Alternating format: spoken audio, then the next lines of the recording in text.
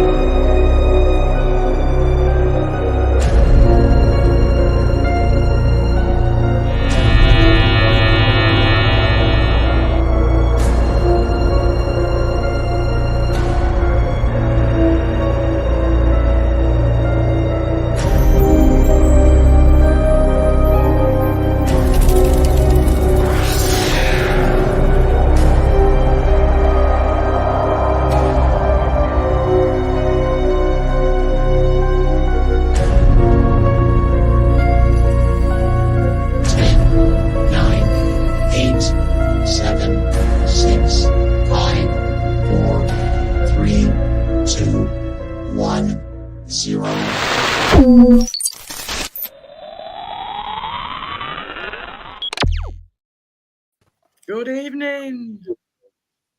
Greetings. Hey, I like your intro. That's pretty cool. Thank you. Took me 3 hours to make that. Yeah. No, the feeling and everything about it, it's very impressive. I liked it. Thank you. Thank you. And so, for those that you don't know, this is Jim Goodall. I'm all the way over from America, Arizona. The colonies, yeah, as my friends would say. Yeah. So, welcome everyone. Thanks for joining us tonight. So, I'm going to start with the first question, if that's okay. Okay. What is your connection with Bob Lazar? Bob Lazar and I have been friends since before he went to work out in the desert. Yeah. And the way I met him was through my very dear friend, John Lear, who just passed away on March 29th. He was 79. I'm surprised he made it past 2015 because he was in pretty bad shape back then. Yeah. But there he is. In November of 1988, the United States Air Force and Department of Defense announced the existence of 2 classified programs. The Northrop Grumman B-2 stealth bomber, and back then it was just Northrop. They hadn't merged with Grumman yet. Yeah. And the other one was the Lockheed Skunk Works F-117. So I was visiting John Lear in Las Vegas, and we always did goofy things and fun things, and we decided we were gonna head up to Tonopah, which is 200 miles north of Las Vegas, and to see what we can see. So we were heading up. You had something to say? No. Oh no, I thought I heard something. All right. Yeah. So John Lear and I we're heading up US 95 out of Las Vegas. We go past Scotty's Junction, and Scotty's Junction is sort of a special landmark or point of interest.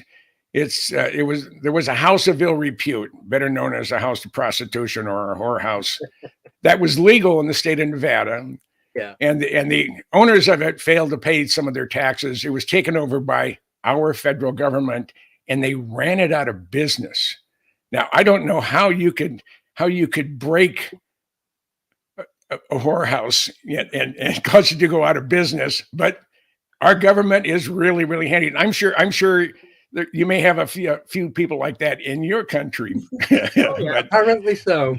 Yeah, so we're about 10 miles north of Scotty's Junction on US 95, and an F-117 crossed over the road at about 1,500 feet at about a 45-degree angle and about crashed the car. Because they had a real, the only photo they showed was from a boom operator's position. It was just a telephoto lens, and it was compressed. It was backlit, and it just looked, it was terrible. Yeah.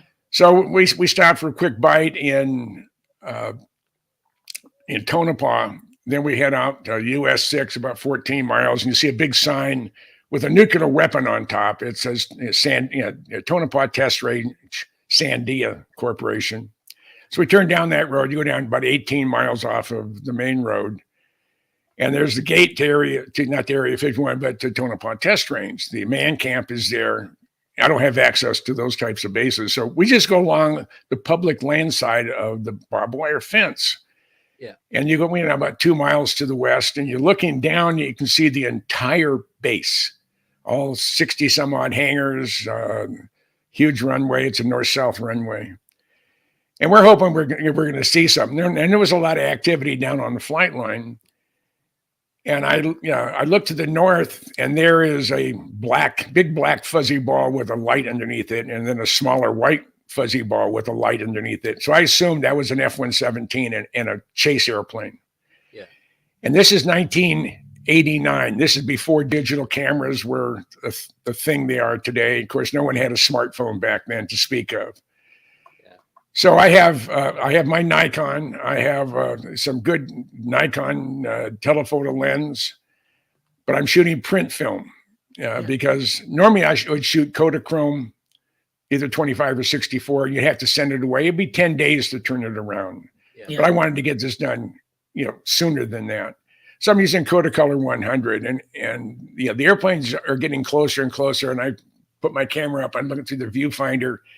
And as the F-117 comes into view, I mean, it's starting to fill up the viewfinder.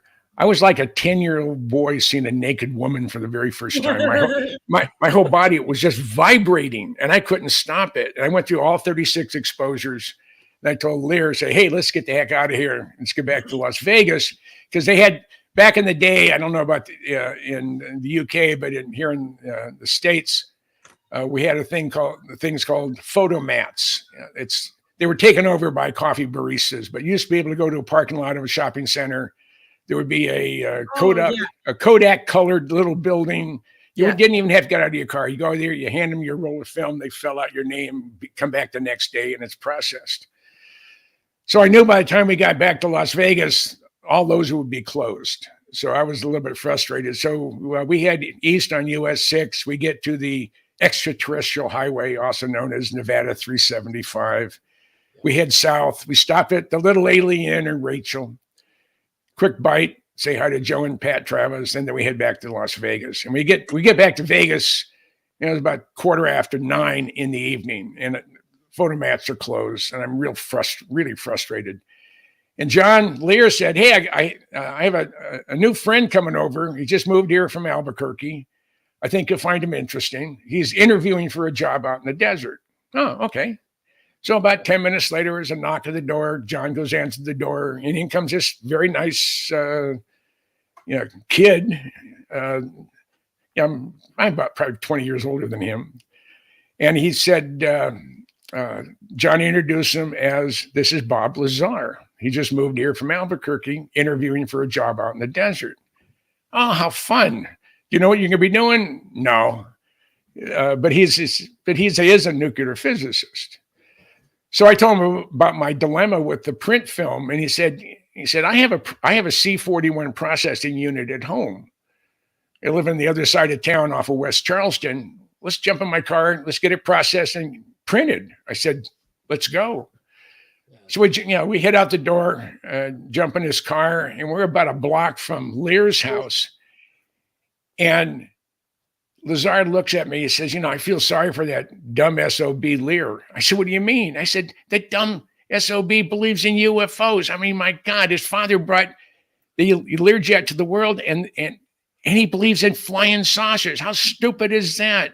He said, "I'm a nuclear physicist. If I can't prove it mathematically or put my hands on it, it doesn't exist." Wow. I said, "You can put a gun to my head and you couldn't convince me that UFOs were real." Yeah. So we got to his house. We got the film processed. I did have a number of good, fairly sharp images. This is before autofocus also. Yeah. And I made the front cover. I made the front cover of a couple dozen magazines. That was my income for the year, and it was exciting. It really was.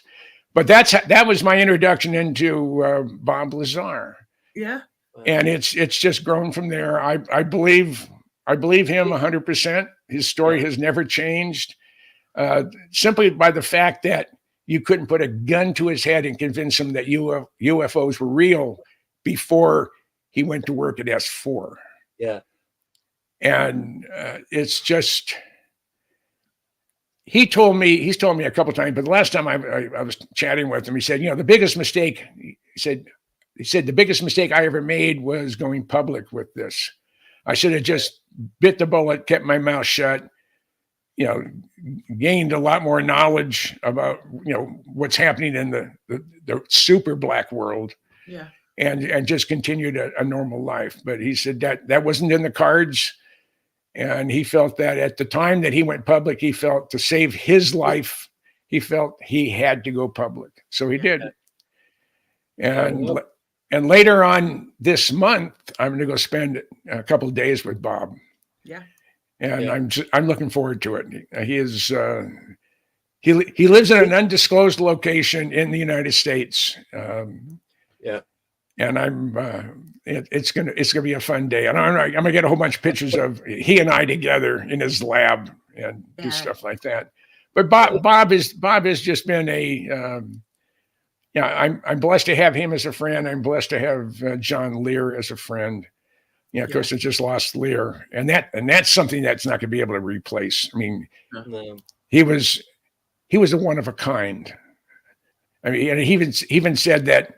Says, "I'm a grown-up version of Howdy Doody." And if you weren't in stateside, you don't know who Howdy Doody is, but it was a kid's show that back in the 50s, and he was a marionette. Yeah. But John sort of looked like him with the freckles, and said, "This is what he would look like if he was a human and he had grown up." So, so I have very, very warm feelings towards John and everything about him. And it's the guy was type rated on over 50 aircraft types. Yeah. He holds 15 FAI world records. He flew around the world in his dad's Learjet on his 16th birthday. Yeah. And he's gone. I mean, and he was, there were times you have to say, is he pulling my leg, or is he really that good? and I know there's times you don't know, but I know what you had to do is wait see that twinkle in his eye, and all of a sudden he can't hold back the belly laugh, and boom, off he goes. So, but I'm gonna miss him. I've lost a lot of friends in the last couple of years, but it goes with with my age. Age group. Yeah. I'm 77.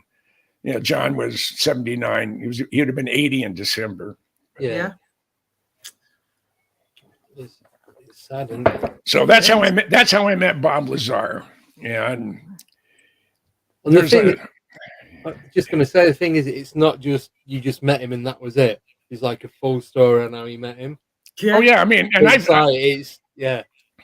I've been in his garage. My son was with me. We're in his garage making commercial grade fireworks for his desert blast. I mean, one of the things they would do, he did it for 13 years in a row, and he wouldn't announce the location or the date until about 36 hours before the event was to begin. because he had to limit it because he was getting 1,500 people out to his desert blast, and they were blowing up things, and they're firing machine guns. They had rocket powered and jet powered go-karts and motorcycles, and he had his jet car out there. And one day, one of the vans, I wasn't there for it, but they went and rented a sedan from one of the car rental places. Yeah. And they put it on the lake bed. They had paid full insurance, full coverage, so if it got destroyed, it was fully covered. And they took 50 caliber machine guns and 45 caliber Thompson machine guns, and they pretended they were the bad guys. And they just literally, they had been over 1,000 rounds went through that car. I mean, it was just obliterated. And this was Lear's, so funny. Lear's funny. He wanted to do, and they put it on. They had to put it on a flatbed.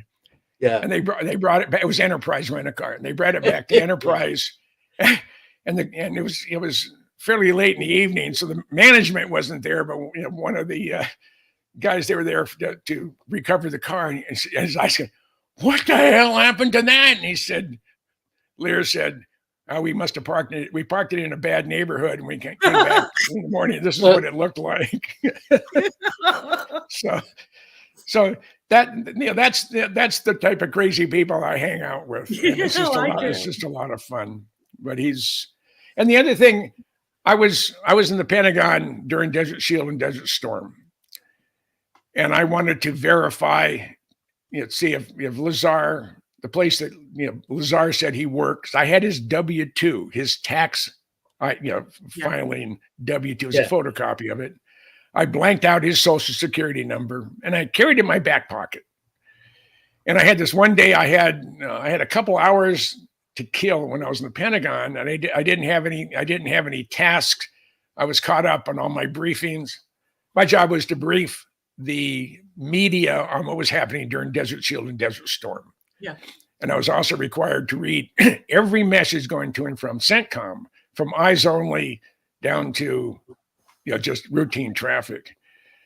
And I got to tell you something about Margaret Thatcher also when I'm done with this.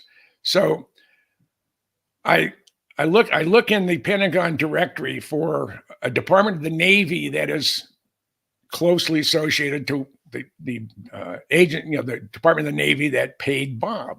And I couldn't find it anywhere in the Pentagon directory, which I thought was a little strange. So I got something the closest. I went to Naval Investigative Services. I think that's what it said. This is 1990. Yeah. A couple of years ago. And so I walk in there. I'm in uniform. At the time, I'm an E6. I'm a tech sergeant.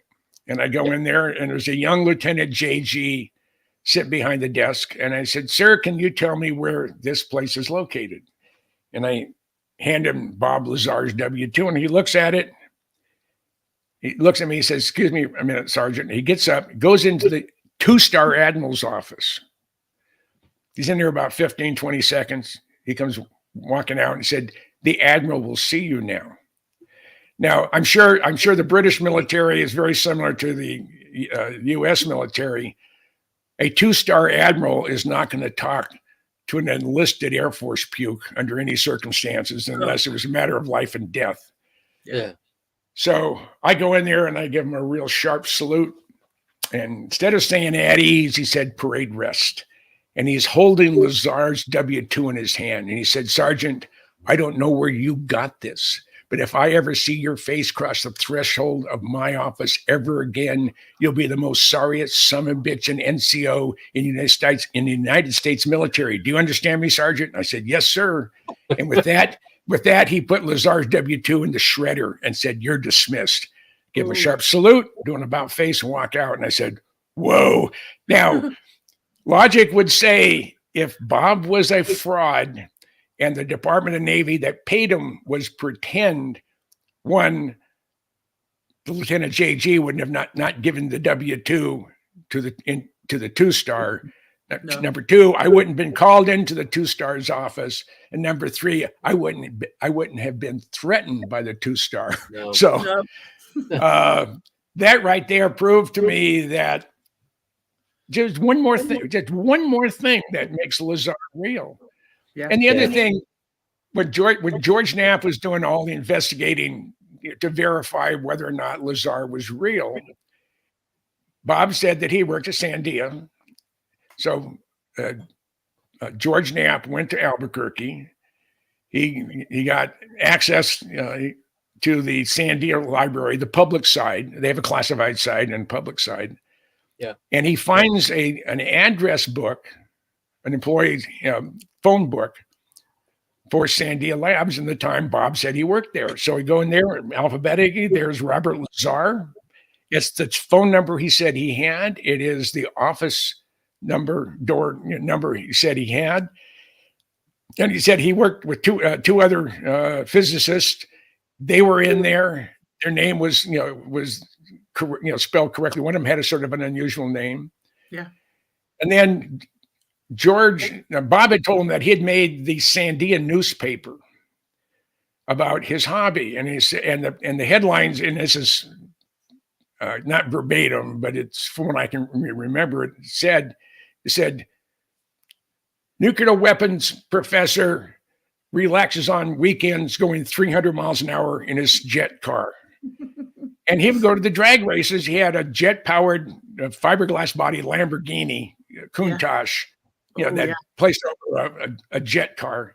And that's what he'd do. He would go out and run his jet car for fun. That's how he relaxed. So that made the front page of the Sandia newspaper with Bob standing in front of his jet car. So if Bob was a fraud, how could he pull that off? He couldn't have. No. He couldn't have. No. So and when Edward Teller was asked, because Bob said that Edward Teller told him to apply for the job, and Edward Teller made no comment. And the thing about it, I'm sure it's the same in the UK as it is here in the colonies, that if you're working on a classified program and someone needs something verified, you can neither confirm nor deny. You just don't say anything, or you just say no comment. If Bob was a fraud, there would be no reason to have a no comment clause in any conversation with him. If Bob was a fraud, if Bob wasn't who he said he was, all Teller had to say, never heard of the guy. Yeah. That was it. And that would have ended it. But he said, no comment. So that's just, it just keeps adding up, piling up to proving that, Bob is who he says he is. Yeah. And furthermore, I've always believed him. I've never doubted him. So I'm not, people say, well, you're paid to do this. I haven't been paid squat. I have 28 books published, with the 29th book I'm waiting for the Navy to get back to me. And if you break down what I've made per hour on my books, excluding all out-of-pocket expenses, transportation, food, lodging, everything, cameras, computers, I made maybe 2 or 3 cents an hour of my efforts over the last 50 years. So there's no money in it. I do it because it's a passion of mine. And if I don't do it, who's going to do it? Yeah. So that's what I do. That's what I do. So that's how I got to meet and know Bob Lazar. And I've stood up for him. David Darling, I think it was David Darlington, did a book called, oh, come on. I had the book over here. It was about the interceptors out in the desert. And the chapter 3 is called The Elders, and it was John Andrews from the Tester Model Company and Jim Goodall, Spy 1 and Spy 2. I was Spy 2, John was Spy 1. Yeah. And every time we talked, which was multiple times a week, we'd always go testing, 1, 2, 3, testing. This is Spy 1 talking to Spy 2. Today we're going to discuss, and we just start naming off classified programs that we know the name of. and even threw a bunch of fake ones in there. And then we start laughing. Then we just go on to our conversation. So it's, I've always had fun with it. Yeah. But my interest in Bob Lazar, my interest in Area 51 and things that go bump in the night, during my 27 years of my military affiliation, I had above top secret clearance. Wow. And it was never affected.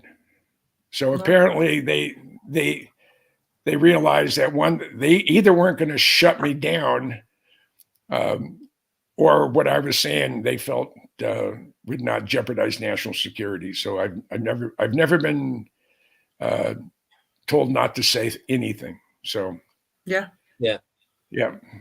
Cool. Okay. Can I just ask one more quick question before we go on to the viewers' questions? Okay. Yeah. Is there any? You probably won't be able to answer it. I don't know if you can or not. Is there anything that Bob has said to you that has made you think one way or the other about what's going on? No. I mean, he told me way back in the early 90s, you know, 'cause every time I was in Vegas, I'd go over and spend some time with him. And we just shot the ball. He was a friend. I wasn't there to interview him. I wasn't there to interrogate him. It was just a friend. But I'm gonna push a little bit harder, hopefully, when I'm up. But I'm gonna spend 2 or 3 days with him. Yeah. And his wife got hold of me here about 2 weeks ago. "You still coming, aren't you?" And I emailed back, said, "Yeah." So Bob's really looking forward to it. So it's going to be a fun session. And I have a book for him that is actually my publisher is Osprey. Right. Yeah. And it's 75 years of the Lockheed Skunk Works. Right. And it's 384 pages. It's hardbound. It's where we have color. It's full color. I covered 43 different skunk work programs. It came out, I think it came out in the UK in June of last year. Yeah. So it's been 9 months, but it's only been available here for the last about 6 months. It's in its third printing. So I'm very, very pleased with the crew at Osprey. They did a fantastic job. And they actually have my 29th book that they're doing the layout on it right now. Yeah. And that is, my working title was Rickover's Dream, the Nuclear Navy. And it covers every nuclear sub from Nautilus to Columbia class. And it will, there's a page or more on every single one of the 227 plus nuclear powered submarines built for the United States Navy. And I've had access to some that are, how'd you get access to that? Like my picture of when I'm at the chief of the wash station on the USS Connecticut. Yeah, I have guys who've been on the Connecticut. Now that's the ballast control station. Every one of those little red lights that are on in that panel is means that there is a hatch or an opening to the seawater somewhere on the sub. So they can't dive until every one of those red lights have turned to green. And if you look above, sort of on the right-hand side, you'll see a red, green, yellow, and white square. Those are different types of alarms. The red would be crash. The green was the 1NC. Yellow is for something, and white is for something else. Yeah. So the entire sub is controlled pretty much from that station. But I had guys who were on the Connecticut and on the Seawolf and even on the Jimmy Carter saying, "How in the hell did you get a camera on board that submarine?" I said, "Well, it took me 7.5 years, but I finally got on." And because of its limited availability.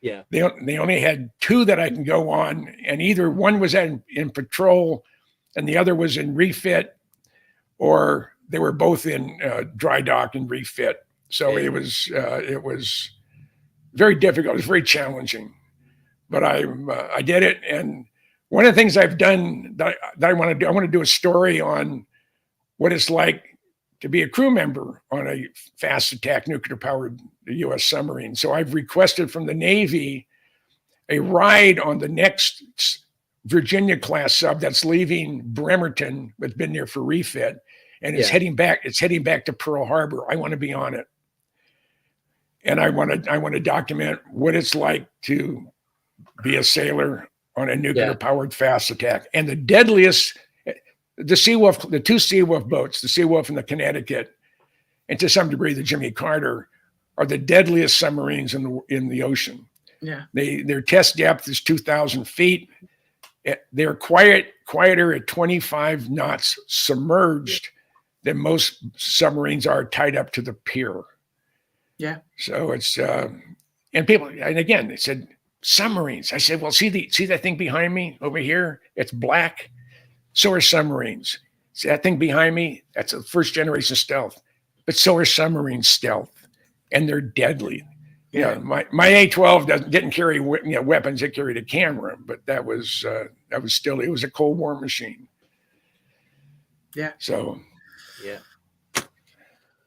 Right. Should we jump to the first question? Yes, we've got questions. Sure. So, first question is from Nickname, and she asks, "What does Jim know about the crash retrievals? Is advanced tech ours or from somewhere else?" I had a thing with Dr. Stephen Greer last weekend. Michael Schratt was there, and the Cousin Brothers, and a bunch of other people. And we went through. He did his above top secret disclosure thing, and we've come to the conclusion that a majority, probably 90% of what we're seeing, are man-made craft. But it's that, I mean, if it's only one that is proven to be from an alien place, then that right there proves that we're not alone. Yeah. For a couple of years, I was a docent at the Kitt Peak National Observatories outside of Tucson. It's about 50 miles outside of Tucson. It's at 7,000 feet. They have 22 optical telescopes from a 12-inch to a 4-meter primary mirror. That's the Mayall. And they had the 2.1 meter telescope was used by Caltech for 5 years using remote operations and adaptive optics. They, for 5 years, in a very, very small part of our galaxy, not the universe, but our galaxy, they cataloged 8,000 exoplanets, planets outside of our solar system. And just before I left, they had a meeting at the University of Arizona at the National Optical Astronomy Observatory headquarters there at the University of Arizona. And it was for all astronomers, technicians, and docents. And it was a beer and pizza gathering in the afternoon. And we got there, and there was the keynote speaker was a gentleman from the National Science Foundation. He headed up the research on exoplanets. And he had just returned from a worldwide gathering of all the astronomers doing research on exoplanets and using proven mathematical formulas that have proven to be correct in the past. They calculated, this is from everybody from the Russians, the Chinese, I don't know about the North Koreans, but every country in the world that's doing any astronomy research on exoplanets was at this function. And they came back saying that for every star in the universe, there's 1.5 planets. Got to think about that number. That is an incredible number. And they also said that based on their best mathematical formulas, they calculate that for that out of that incredible number of planets, they calculate there are 2 billion, that's with a B, 2 billion Earth-like planets orbiting a similar sized brown dwarf star as our sun in the inhabitable zone with liquid water. Wow. And to quote Jodie Foster's character in Carl Sagan's movie Contact, if we're the only ones, what a waste of space. Yeah, that's true. I mean, the odds of us being the only one are baloney. There's no way. There's just too many chances, hundreds of billion, trillions chances of life somewhere else. Yeah. And what how do we explain some of this stuff? And the other question that's been floating around forever is, why hasn't our government, or your government, as a matter of fact, why haven't they released detailed information? There are high quality videos. There are high quality 35 millimeter motion picture film taken with professional cameras. There was one report of it was an RB-36, a 10-engine strategic bomber, 260-foot wingspan, 6 R-40-360, 28-cylinder, 4,360 cubic inch WASP major engines, and 4 jets. And they were cruising, and for almost 25 minutes, they were flying in formation, close formation, with multiple UFOs. Yeah. And that imagery exists. It's probably in the same structure that they were keeping the Ark of the Covenant in Raiders of the Lost Ark. Yeah. I mean, it's got to be a couple square mile, and it's stuffed in a corner, covered with cobwebs. And another piece to the UFO puzzle.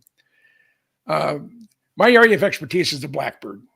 Yeah. And I've interviewed everyone who's crashed one that's survived. And I know I know where they're all at, and where they went, who crashed what, and whatever. But so I was in Lynchburg, Tennessee, interviewing a retired lieutenant colonel, Dave Fruhoff, and I was interviewing primarily because he was a student pilot when he was in an SR-71B 957 when he had a total electrical failure over Montana and lost all electrical, which that was never supposed to happen, but it did. Right. And when they lowered the landing gear on final, the engines flamed out and they had to punch out. So that's why I was interviewing him.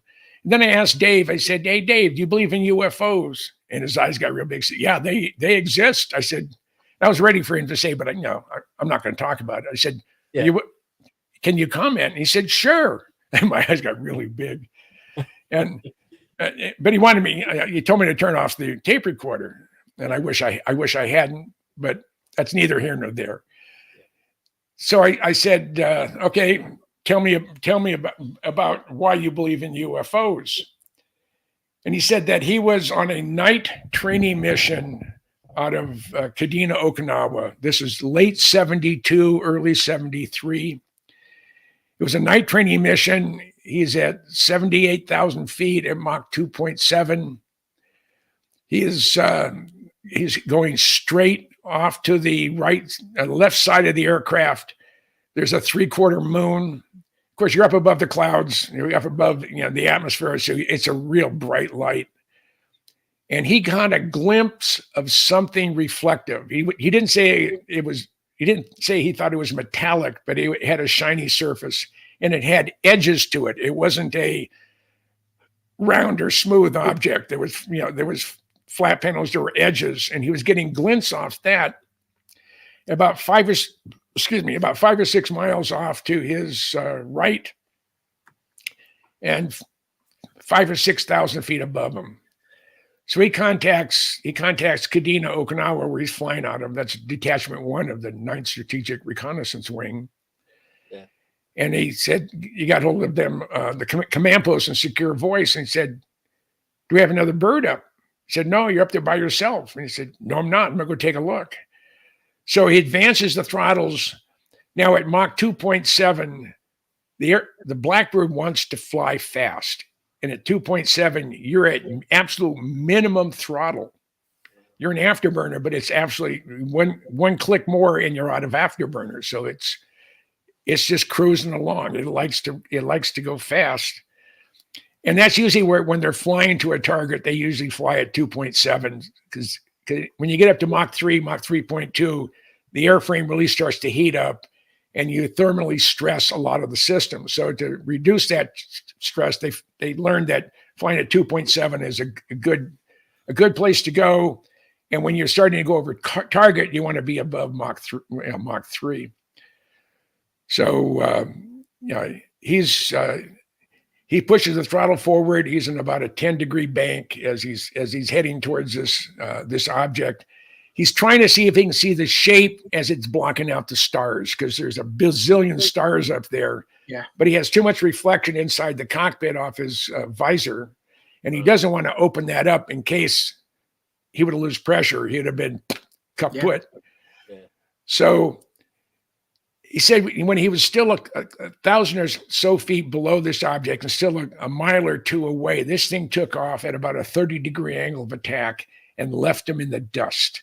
He figured it left him going about probably close to Mach 12, right around 8,000 miles an hour. So fast forward to 1979, 1980. Dave retires from the Air Force. He has a real high clearance, and he decides he wants to keep his toe into the spooky world. So he applies for a job. He gets a job as facility manager at Area 51. Wow. And so he said that he was said when you first get there, even though he knew most everybody, when you're dealing with super classified programs and you're working around people that work on those programs, you may not be cleared to know. You don't ask questions. You're going to find yourself. They're not going to charge you with anything. They're going to pull your clearance, and if you don't have a clearance, you're screwed. Yeah. So Dave said he was there about a year before he started asking around. He said, "Do we have something that could leave a Blackbird in the dust?" And everybody said, "No, it wasn't developed here." Wow. So maybe around the corner at S4 where Lazar is, but it wasn't Area 51. And then I asked him about underground facilities. He said he was responsible for every structure within the confines of Area 51. He said at Area 51, there are no underground facilities that he was aware of. And he was a facility manager for almost 6 years. And he said, if there would have been underground facilities at Area 51, I would have been tasked to make sure that everything is being handled correctly. He said, but he said, on the other side of this mountain behind him, which is a Papoose Range, in the Nevada test site, they have the ability to tunnel through solid granite at a foot an hour, drilling or grinding away a 36-foot diameter hole. So the technology exists to do that, to build underground facilities. They did it in Yucca Mountain. They've drilled holes down 1,500 feet when we were doing underground nuclear weapons detonations. So that technology exists. But he said there weren't any facilities like that at Area 51 because he was looking. I mean, he wanted to find proof positive that thing he chased was one of ours. Yeah. And I had a chance to, I did a book signing at the Skunk Works last June. And it was my 75 years of Lockheed Martin Skunk Works. And I had the vice president, general manager of the Skunk Works, Jeff Babion. I had him as a captive audience for 2.5 hours. It was the 3rd of June. It was the week of Memorial Day here in the States. So he had a short week to begin with, and because of this COVID garbage, if he traveled anywhere outside the state, he would be required to quarantine for 10 days. So he wasn't traveling. So I had him as a captive audience for those 2.5 hours. We did the photo shoot of my book signing. We took me over to see where they're repairing a crashed U-2, 1099 is the tail number, and said that should fly sometime this year. They were going to write it off, but those things are just too valuable, so they rebuilt it. So we're heading over to the U-2 operation at Air Force Plant 42, which is the other side of the main runway there at Palmdale. And we're on the back of the limousine. We're heading over there, and I have him as a captive audience. It's just him and I and the driver. And I looked him right in the eye and said, "All right, Jeff, what amount of alien technology is being used in current Skunk Works airplanes or platforms?" And he sort of looked at me a little surprised because I don't think he was expecting that question. but I think his answer was honest. He said, "Jim, I have not been read into anything that remotely reflects what the answer to the question you're asking. It's Lockheed's official policy to make no comment when it comes to alien technology, UFOs. It's just outside of their realm of responsibility that they want to have their name attached to." They said, "But personally, hey, this is a big universe. I would be surprised if we're the only ones." Yeah. Yeah. But that's not a comment or a stand that Lockheed has. Lockheed has no comment when it comes to things that go bump in the night. So you want to excuse me just for about 2 seconds? I have to turn on the fan. It's getting warm in here. I have to on. Yeah. I'll be right back. Yeah. No, he just disappeared. He's gone. Stealth mode. He's gone into the void. You want to do the next question, Deb? Yep. On it like a carb on it. Right. Next question for you is from Rick. Does Jim believe that humans have started colonizing planets outside our solar system? Well, according to some people, we have been to the moon. We've been to Mars. I had the honor and the privilege of being a friend of Ben Rich. Ben Rich replaced Kelly Johnson at the Skunk Works as president and general manager. Yeah. And in 1993, shortly after he retired from the Skunk Works, he gave a keynote speech for a group of graduate aeronautical students at UCLA. And the one thing that he said, this is at the end of his talk, he said, we have the ability today to take ET home. Mm-hmm. Now think about that comment. Yeah. This is from a man. If anybody knows what's going on in the spooky world, it's going to be the head of the Skunk Works. Yeah. And he said that, we have the ability to take ET home. We have the ability to have, free energy. And he made a few other comments, said, but our government will not declassify the programs. They're classified very, very, very, very deep secret stuff. Yeah. And it was frustrating him. And in 1996, 97, just before he passed away, I talked to him. He was at USC Medical Center. He was dying of esophageal cancer, probably caused by the solvents used in low observable coatings, such as the F-35 and the F-22 and the F-117 and the B-2. And we were talking about our mutual friend, John Andrews. And he said, Jim, we have things out in the desert. And he wasn't referring to Area 51. He said, we have things out in the desert that's 50 years beyond what you can comprehend. Not what you think you can make in 50 years, but what you can comprehend. And I can comprehend a heck of a lot. Yeah. And he said, if you see movies like Star Trek or Star Wars, we've been there, done that, or decided it wasn't worth the effort. I said, Ben, you want to expand upon that? No. That was very typical Ben Rich. Yeah. We spoke once a quarter for 25 years. I mean, and I don't know how I got on his list of favorite people, but I think he loved the passion that both John Andrews and I had of all things Skunk Works. Yeah.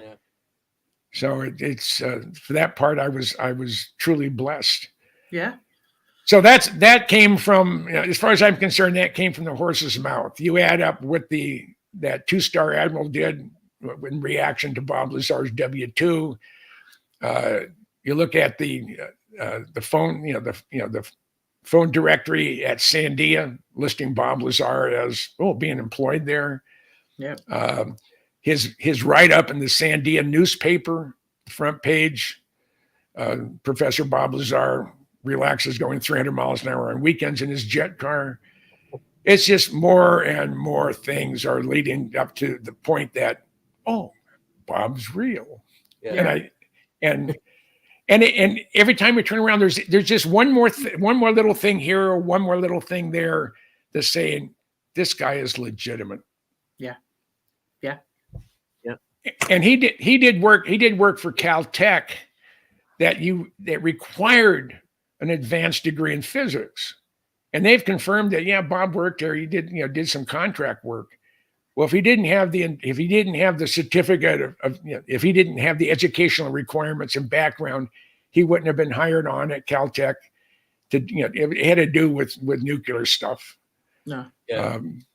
And one of the funny things Bob said when he was at Sandia said the job of his group was to lower the cost per kill on nuclear weapons. He said right now it's about 12 cents a body, or 12 cents a fatality, and they wanted to get it down to 10 cents a fatality in a nuclear exchange. I mean, that's the idiots that are running this country. Yeah. And I mentioned earlier I wanted to get back to the Iron Lady, Margaret Thatcher. Yep. One of my jobs during Desert Storm and Desert Shield is I had to read absolutely every single message going to and from CENTCOM, regardless of where they came from and regardless of classification, from routine traffic to eyes only. And I had a message came across, and I look and I'm getting goosebumps right now. And it was from Margaret Thatcher to Saddam Hussein. And in it said, President Saddam Hussein, Islamic Republic of Iraq, #1 Main Street, Baghdad, whatever the address was.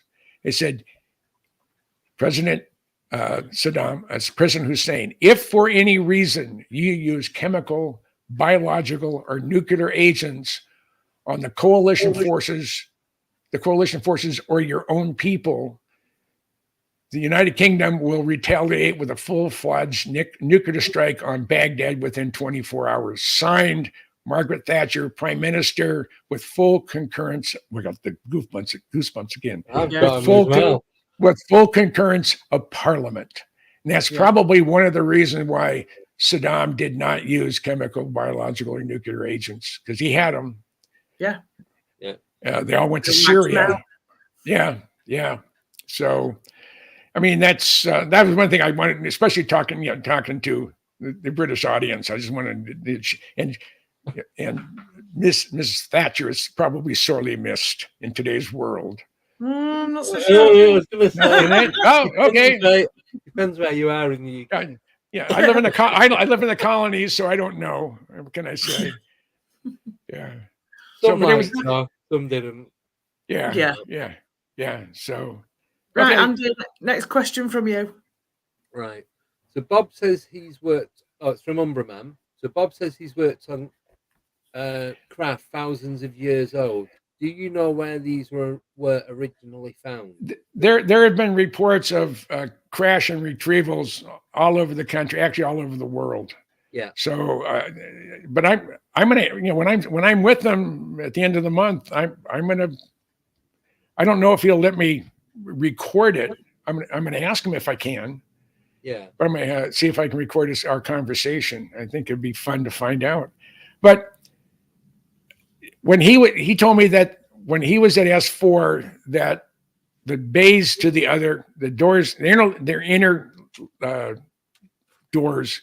Internal doors. Yeah, there was a total of 9 different shapes and sizes, but he only dealt with the sports model.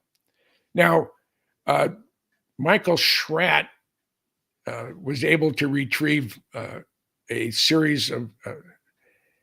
It was almost an hour-long interview between John Andrews and Bob Lazar, as Bob is describing the sports model in detail.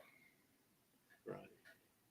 And there's some comments he makes in there that are just it couldn't be a pre-planned answer. It was instantaneous, and they were talking about various stuff, and where they're located off of Papoose Lake. They were getting ready to launch one evening, and a dust devil came through, and he said, and we had to cancel the flight because a dust devil came through, and it was blowing up too much debris. We felt it wasn't a good time to launch. And that was an oh, by the way, as they were going through the conversation. Now, that interview they've cleaned up the tape, so it's the audio part's better. But it's the Cousin Brothers had Michael Schratt as the person they interviewed, since Michael's the one who retrieved the audio tapes from John Andrews' widow, Darlene, after he passed away. So it's if you get the urge and you want to take an hour of your time and listen to it. I'm real hard of hearing, so as I was listening to it, I was missing some stuff. Yeah, I only hear out of one ear. I had a brain tumor Oh, the day Challenger blew up. I was under it for 11 hours. Wow. I wasn't supposed to make it. So I have a real positive attitude on life. I don't care. I don't care what people think. I like me. I've done things that I look back and how in the heck did I have the opportunity to meet these people or to do what I've done? I mean, I'm the only guy in the neighborhood to flown the B-2 simulator, the only guy in the neighborhood to work on a de Havilland Comet. And I had the honor to talk to Ben Rich once a quarter for 25 years. He'd either call me or I'd call him. And it's just, I don't know how I was so blessed, but I have been. Yeah. So Good. Yeah. Right.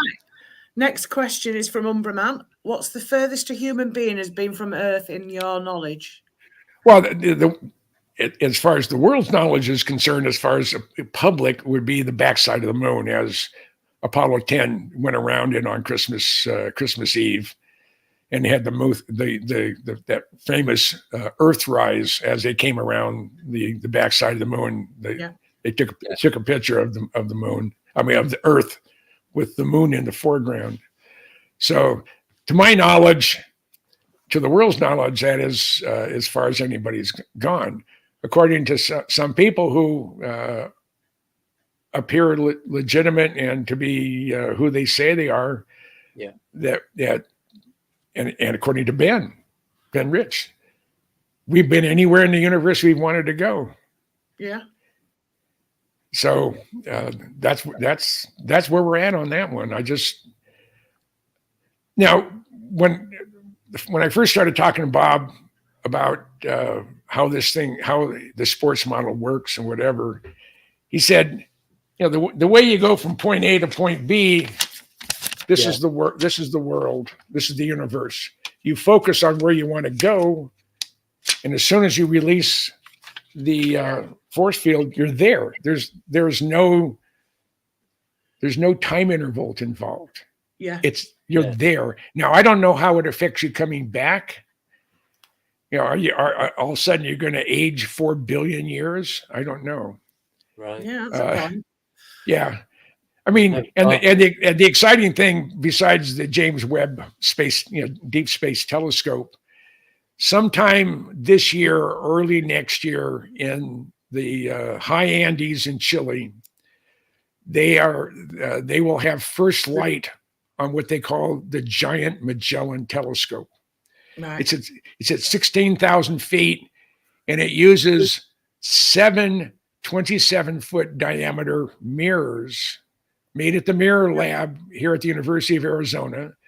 I was there 3 years ago, and they were working on mirror number 5. They're actually making 8 of them total. One's a spare in case they drop one. Yeah. And to watch him make the mirror, if any of your audience if you're coming to the colonies and you're coming to Arizona and you want to go someplace interesting, assuming that they have tours again, because COVID screwed up the whole world. Yeah. They said, try to get in and see and get a tour of the Mirror Lab at the University of Arizona. It's underneath the grandstands, the east side of the stadium. And there are public tours at Kitt Peak National Observatories. They're 50 miles due west on Highway 86. And you go from the valley floor at 2,000 feet, almost to 7,000 feet. And up there are 22 optical telescopes.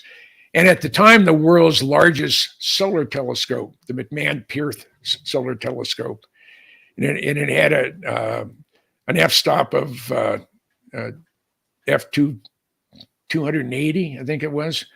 You had the helostat on the top, and it went 500 feet into the mountain on the primary mirror, and then it was reflected back to the secondary mirror at about 280 feet from the primary mirror into the lab itself, and they would do the analysis of the sun. But the Apollo astronauts used it when they were looking at the moon because it gave the crispest, sharpest view of where they wanted to land. Yeah.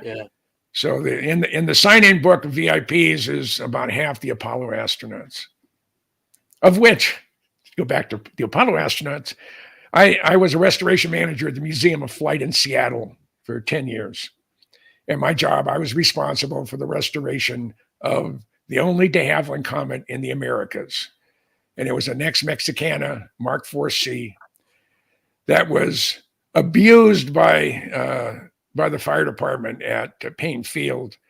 A gentleman had purchased it for due charter service to go to Reno and Las Vegas. This is before Indy casinos. And he paid $50,000 for the airplane plus all the spare parts. And they had flown it into Payne Field. They were going to land somewhere else, but the thrust reversers weren't working, so they opted not to. So they were there. They were trying to get everything ready to ferry it down to Olympia, but there happened to be a big air show at Payne Field, and that's where the wide body production facility is for Boeing. That's where they make the 747, 777, 67, 87. And they had moved the Comet over to where the air show is. They just towed it over there. I mean, this is the first jet airliner, period. Yeah. And a couple of FAA inspectors wanted to go over and see the Comet, and they red tagged it. Said, "You're not flying this death trap in our airspace. We'll give you a one-time certificate to fly it to London to have Dan Air do a D check on it." And that'd be like $6 or $7 million minimum. And they just abandoned the airplane. So for 7 years, the fire department would use it for fire training. The chief would open the crew door, throw in a couple smoke grenades, and then call the fire trucks. They'd come in, they'd open up all the hatches, they'd hose it down. So over those 7 years, they figured it accumulated somewhere in the neighborhood, and this is all in U.S. standard sizes, between 2,500 and 3,000 gallons of water were inside the airplane when they sealed it up, closed it up for a decade. Wow. And then they wanted to, the operators at Payne Field wanted to get rid of the Comet, get it out where it was. So they said, they asked the Museum of Flying if they wanted it. And they said, absolutely. Yeah. So they towed it over to the restoration center. And when they opened the crew door, the stench was so bad that it knocked the guy to his knees. And he's looking inside. There's green slime growing down from the ceiling. It was its own ecosystem. Yeah. Every instrument in the cockpit was white with crusted. And they had drilled 2-inch holes along the bottom to drain everything out. And of course, they had to keep going there because all the debris had been all collected in those holes.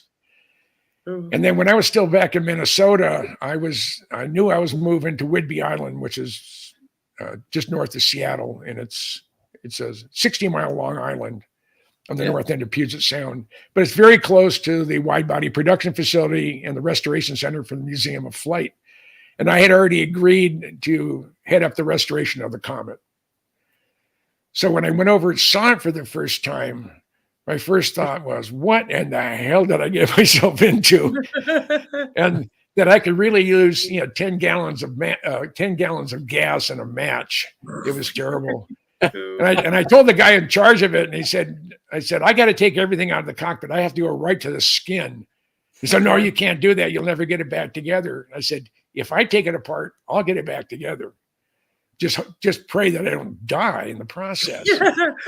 So Bob Hood was, he actually funded my position my first 2 years as an employee at the Museum of Flight.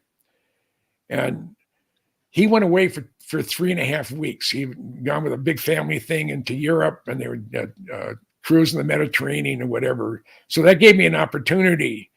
In the 3.5 weeks he was gone, I emptied the cockpit.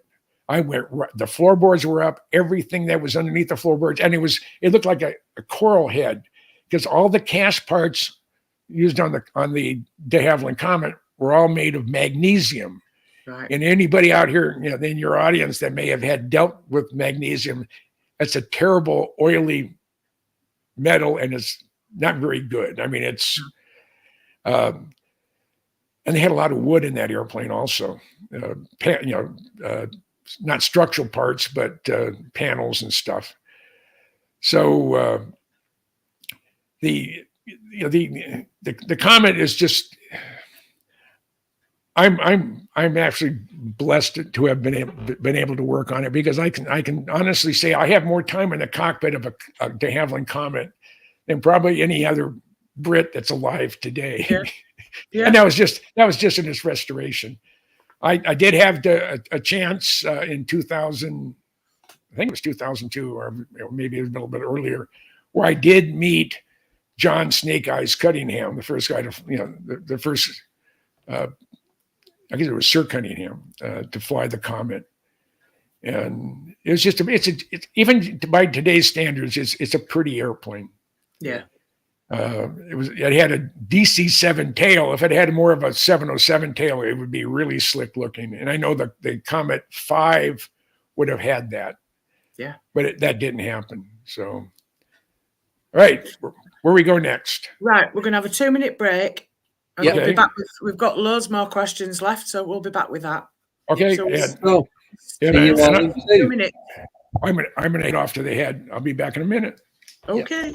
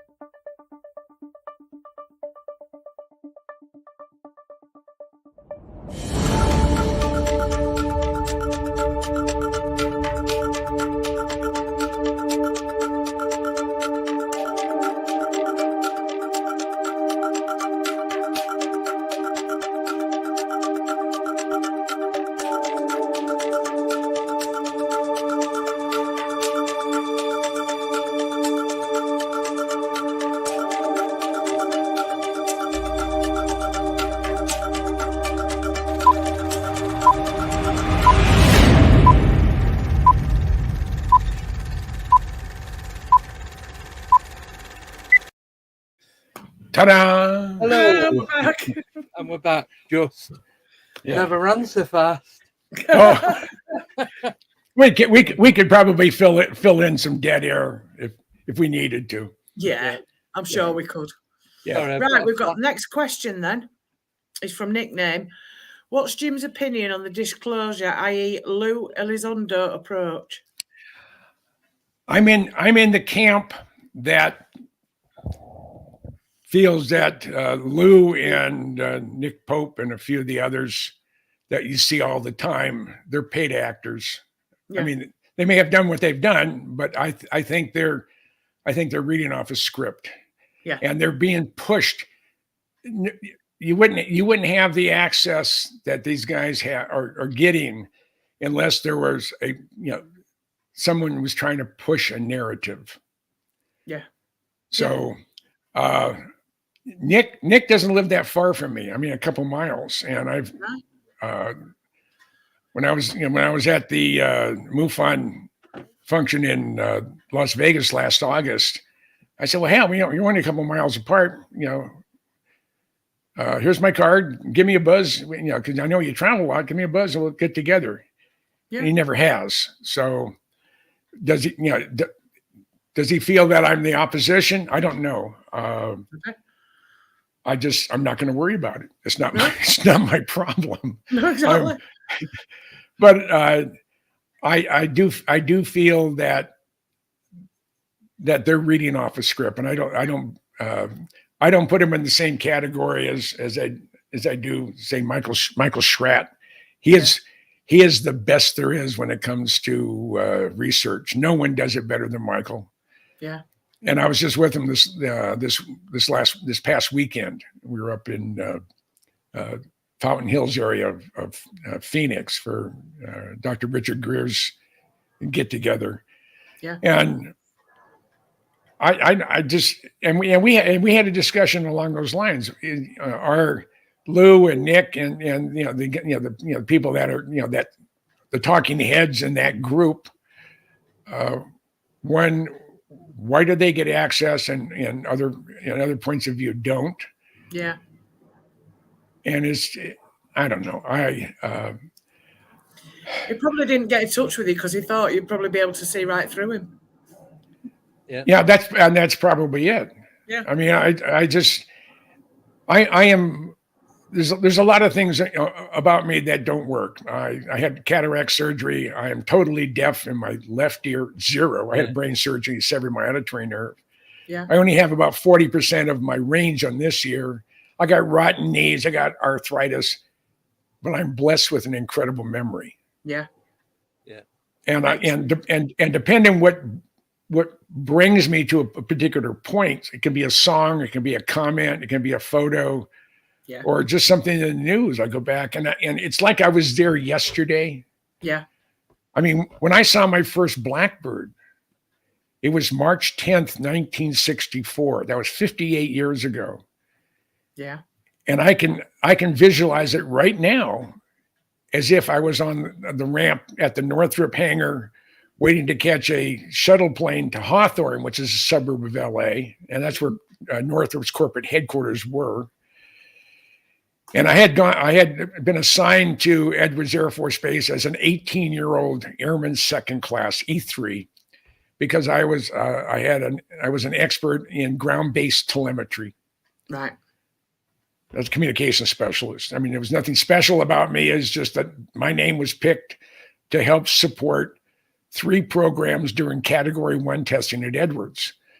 The first one was the Lockheed YC-141 Starlifter. Yeah. The North American Aviation XB-70, and at the time a classified program, which turned out to be the Blackbird. Yeah. And it's because of my involvement with the with the telemetry and control systems. And I had installed some similar equipment at SAC headquarters in Omaha earlier in 1963. That makes me old, doesn't it? Yeah, I'm 70. I mean, don't count. But I can remember it like it was yesterday or even earlier today. It was 3:15 in the afternoon, 15 hours. I heard this roar coming from the XB-70 test pad. I couldn't see it yet. So we're running down the taxiway, and I looked towards the new tower, which is now the old tower. And there I thought was the X-15. It's black. It had the square top tail and the square in the bottom, fire coming out of the back, blowing debris halfway across Rogers Dry Lake. But the people were too small. And I mean, I just couldn't believe what I'm seeing. What is it? And then I hear him say, hey, we're loading. So I had to run back up, get in the airplane. And we take off over Rogers Dry Lake, and we bank over this thing that was running up. They'd already shut it down, and they were towing a C-130 in front of it so you can get a relative size. And I look straight down, and I'm looking down on the top of a Lockheed Blackbird. It was the YF-12 Interceptor. It was not the A-12, not the SR-71, but the Interceptor version of it. And I've never been the same. No. I got back. I had March 10th was a Tuesday. I had worked a lot of overtime, and I had Wednesday, Thursday, and Friday off. So I had my grandmother lived in Laguna Beach, and I was going to go spend the weekend down on the beach. Got back that next Monday, and the first thing they hand me is a work order for the Lockheed hangar. So I go into the Lockheed hangar, and here's a kid. I joined the Air Force because I love airplanes, and I walk into the back of the Lockheed hangar, into the hangar part itself, and I'm looking at the rear end of 2 Blackbirds. This was beyond Buck Rogers. This was beyond anything I could have ever envisioned. Yeah. And I've never been the same. No. And the other thing, if our government, and probably is similar to your government, I had requested, once I got out of the service, because I had a 10-year break in between my active duty, 5 years and 10, and then went in as a traditional weekender with the Minnesota Air Guard.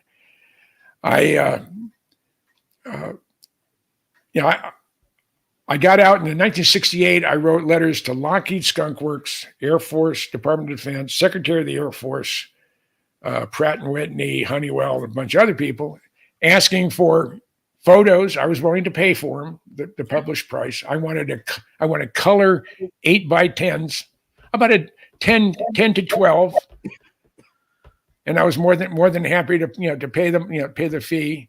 Yeah. But their official policy was not to cooperate. So I started digging. The more I dug, the more I found out. The more I found out, the deeper I dug. And over the course of the last 60 years, I have become, according to Ben Rich, who was the president of Skunk Works after he replaced Kelly Johnson, from a historical point of view, he said there aren't but a handful of people on the planet that know more about the program than me. Yeah. Not from a technical standpoint, but from a historical point of view. Yeah. Like, see, I could cross those invisible walls that you couldn't talk to somebody who worked on this part of the airplane because it was still classified. Yeah.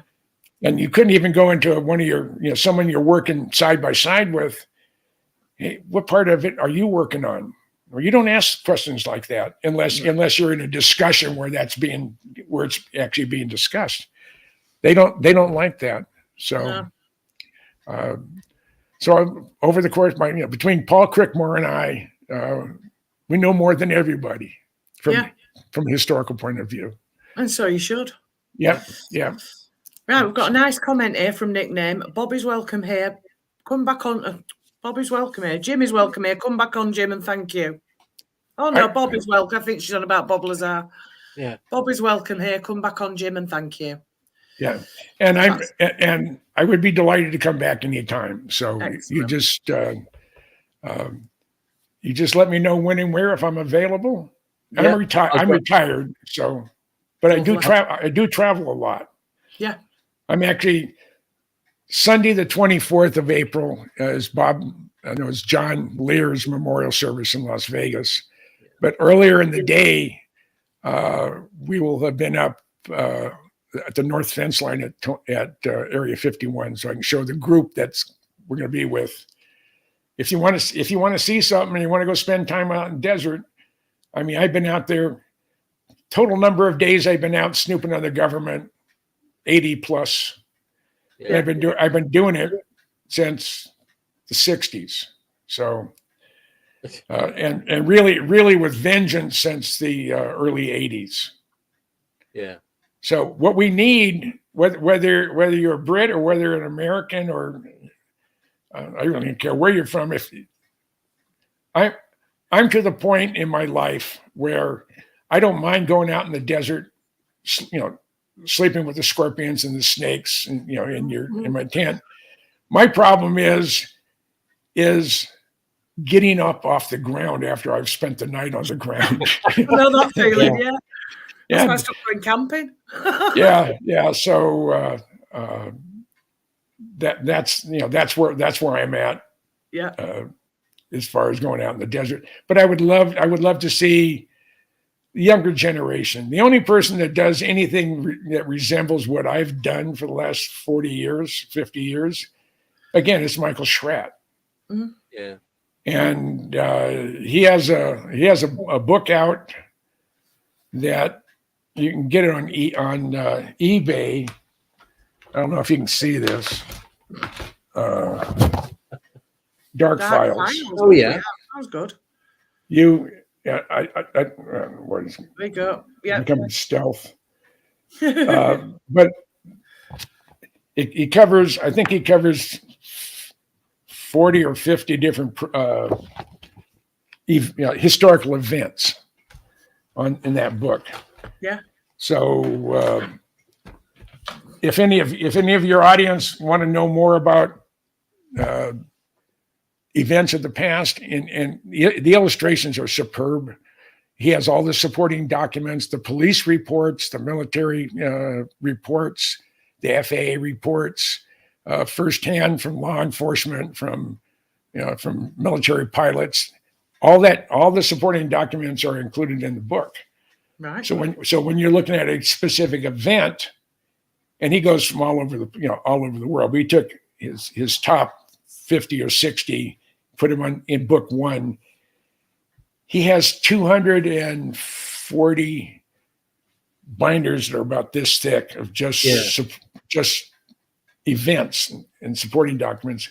I think he said he has a couple hundred 4-drawer filing cabinets that are literally filled. It'd be like the Raiders of the Lost Ark warehouse. And he said he could probably do 100 books like that. He has the documentation and the artwork to go with it. And he doesn't get paid to do it. This is something that's a passion, like it's a passion for me. Yeah. So. Yeah. Right. Next question. I know you've already mentioned this guy, but Blue Shift is asking, did you ever meet the CEO behind the F-117 stealth? Alan Brown? I spent a delightful afternoon with Alan Brown in his home near Watsonville, California. Yeah. And he was just as gracious as could be. He said when they were putting together the specifications for the F-117, actually it was half blue, and it was advanced man tactical aircraft. Yeah. He said they didn't know what numbers meant anything, so they just pulled a bunch of numbers out of the air and say, okay, this is what we're going to shoot for. Yeah. And Northrop wasn't any better on theirs. I have actually sat down with John Cashin. I was on a talking head piece on the Discovery Channel. I think it was called Stealth and Beyond Sea, Land, and Air. And I was on with Alan Brown, Irv Wallen, the late Michael Dornheim from Aviation Week, and me. And how in the hell I got part in that thing, I don't know. I mean, and the other thing that is always intrigued me is how and why I became so close to Ben Rich. I still don't know. I don't have any influence. I am not a politician. I don't work for Lockheed. I'm not someone on the finance committee in Congress or whatever. I'm not an F-117 or Blackbird or U-2 pilot. I'm a guy who loves airplanes. And for some reason, Ben liked what I did. And for 25 years, we talked about once a quarter. Yeah. And that just always amazed me. And one of the reasons that I was able to get the airplane behind me, that thing right there, Yeah. that A-12, is because in August of 1989, Ben called me at home. There I am in my A-12. Yeah. There you go. And he said, Jim, the Blackbirds aren't going to make it through Congress. I have it from the horse's mouth. And if anybody could scrounge one, you can. So I went to my boss, Major General Al Schwab. I said, General Schwab, I'd like to get a Blackbird for our museum. He starts laughing at me. I said, General, give me the opportunity. Don't say no. Give me the opportunity to fail. I said, right, Smarty, how are you going to get it here? They don't fly. I said, I already got that covered. I said, what do you mean? So I contacted the Adjutant General for the state of New York, General Weaver, and I called him up, and his secretary answered the phone. I said, ma'am, this is Sergeant Goodall with the 133rd, which is the 133rd Airlift Wing. Said, is General Weaver available? Just a minute, Sarge, I'll put you through. General Weaver answers the phone. I said, I told him where I was. And he said, well, Sarge, what can I do for you? I said, how would the New York Air Guard like to move the world's fastest airplane in a couple of your C-5s? Dead silence there for a few seconds. Said, you mean the Blackbird? I said, yes, sir. He said, when you're ready, you call Will Hall. How many airplanes you need? I said, I could use 2. Yeah. He said, okay. He said, you call. Are you ready? We'll use it for outsized training. We use it for training for loading outsized cargo. When we moved my airplane into the C-5, we had cut the wings off just outside of the main landing gear. We had to take the outboard wheels off the main gear and the brake assembly. And when we rolled it into the C-5, we had 1.5 inches of clearance total on the floorboard. But I also knew that if necessary, I could put a come along between and torque the landing gear in if I needed a little bit more clearance. So we cut the wings and the outer wings and the engine nacelles off. It took us 2.5 days. When Air Force guys, when the guys from Hill Air Force Base were taking apart 981, which was the SR-71C, it took them 6 weeks to take the wings off. Wow. They were using a die grinder. They were being very, very delicate with it. We used K-12 rescue saw. Zzz. There's 18 wing beams hold the engine nacelle and outer wing panel onto the airplane. And we did that in 2.5 days. And then we had to wait another 10 days before the C-5s were ready. Yeah. So we loaded them up on the 27th of October, 1991.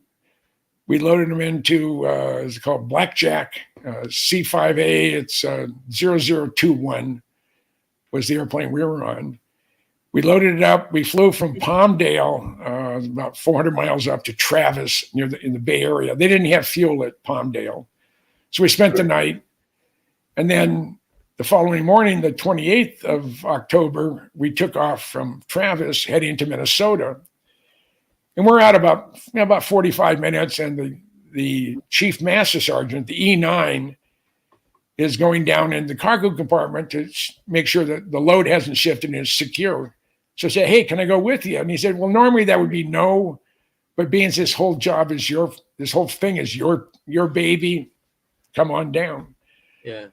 So we go down, I get up on the landing gear. I climb up on the landing gear. I walk down the chines. I have a wheel chock holding the canopy open because the counterbalance was empty of nitrogen.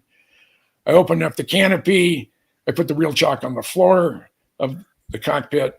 I have a 5-gallon bucket with a cushion on it. I go in there and I close the canopy, and I'm in there for 45 minutes. I'm going zoom, zoom. I mean, I'm in the cockpit of a Blackbird at 33,000 feet, a Mach 0.72, inside another airplane. And finally, after about 45 minutes, there's a ramp on the bottom of the airplane at the Blackbird. And he said, hey, we got to go back up. So, okay. So I get out, reverse that, go back upstairs. And now we're about 40 minutes out of landing in Minneapolis. And the E9 comes up to me. The chief says, hey, Jim, the boss said you can ride in the cockpit when we land. I'm already in the forward end of the C-5. Behind the wing box is room for 75 passengers. and I'm up forward with the crew. They had sleeping quarters there and whatever. I said, no, downstairs. Oh, so not only was I in the cockpit of a Blackbird at 33,000 feet at Mach 0.72, I was also landed the airplane. And Ben Rich thought that was one of the funniest things he's ever encountered. He said that was a special day. He was going to issue me a Mach 3 minus card, but it fell through the cracks. I never got it. So, but now when Pratt and Whitney was trying to get a Blackbird for West Palm Beach, Arnie Gunderson, who was Mr. J-58, contacted Air Force and wanted to know if they would lease a C-5. And they said, yeah, they would, but it's like $960,000 a day plus gas. And I scrounged 2 of them for 8 days each. And it didn't cost me a cent. Didn't cost the museum a cent. So I'm to the Air National Guard as Sergeant Bilko was to the Army. I scrounged a Blackbird and I scrounged 2 C-5s to move it. And I don't think anybody will be able to do that again, ever. The rules have changed for one, but so that's one of my claims to fame. Excellent. And a good one at that. Yeah. Just going to say that. Right, Umbraman wants to know, can Jim speculate on what powers the massive craft reported around the world? Is that element 115 for most of them, or lots of different high magnetic energy, or something else? Well, there's speculation or talk that that there are multiple alien craft from different alien worlds here. The element 115, which when Bob first talked about it, everybody said, he doesn't know what he's talking about. There's no such thing as element 115. Within this past decade, they have created 115 in the lab. As it takes a lot of energy and they're very small pieces of it, small amounts, but they have developed element 115. And 115 is a anti-gravity element, and you bring it down to a certain temperature, and it's supposed to create anti-gravity characteristics. And that's basically all I know. And the only element I know is used to power an alien craft is the one that Bob Lazar worked on. Yeah. I know of no other crafts that have been that or people who have done jobs similar to Lazar. So cool. Next one. Next one is from nickname. What does Jim believe? UFO, UAP, and what should we not be fooled with? If you're a humanoid and you have the ability to go across the universe in a blink of an eye. Yeah. If they wanted to incinerate the world as we know it, all they'd have to do was decide to do it, and we would have no recourse. We're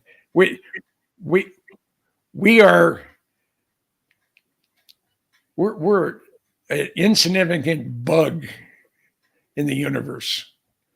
We're an insignificant galaxy in an insignificant solar system in an insignificant corner of our universe.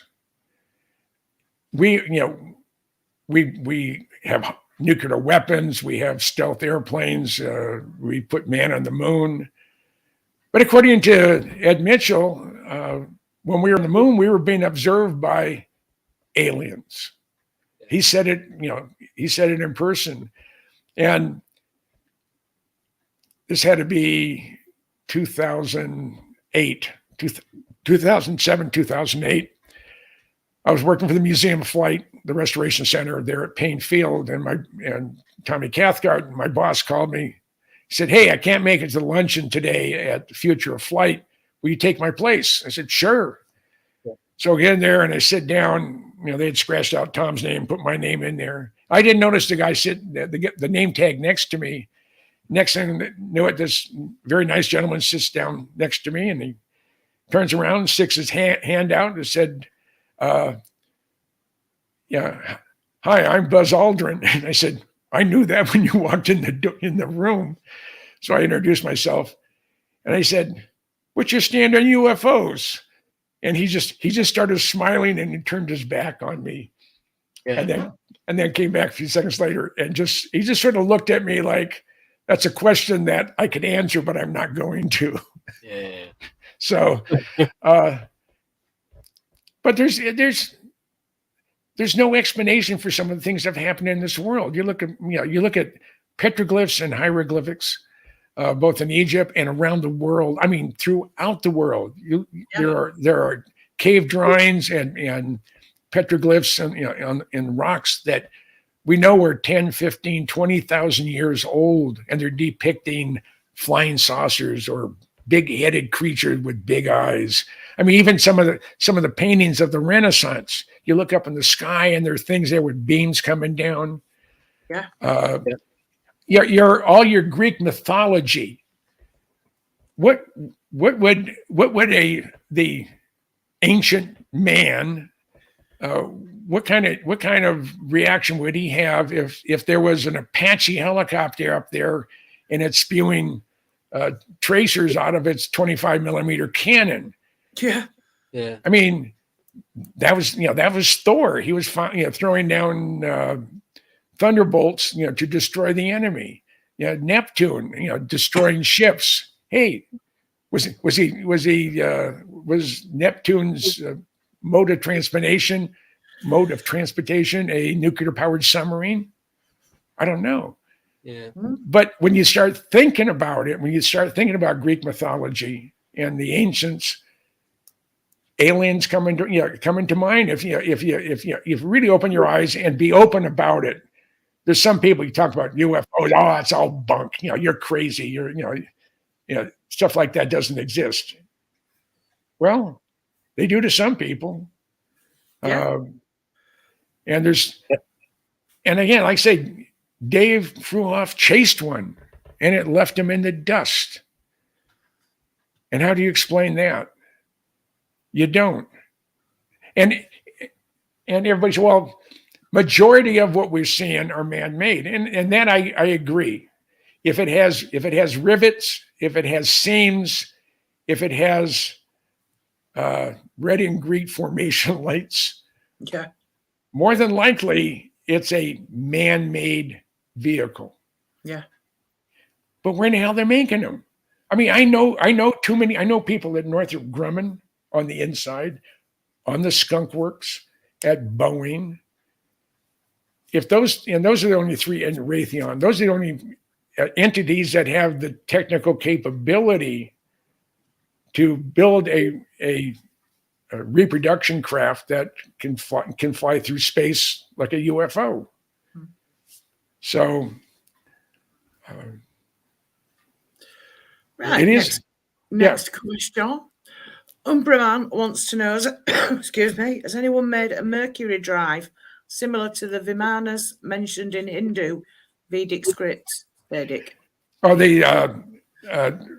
I've been on some programs with Darcy Weir, and he did the TR3, the TR3B story, where they're taking very, very pure mercury. They're lowering the temperature down to 2 or 3 degrees Kelvin, and they're rotating it at a high speed, and that supposedly changes the molecular structure of the mercury or the mercury derivative, and that actually creates an anti-gravity effect. So, and it would be. I think what Umbra Man is talking about, I think would be that. It would be the rotating mercury and that's the center thing in the middle. Most of the UFOs you see, the the TR3B type, the triangular. Yep. And same with the Lazar sports model.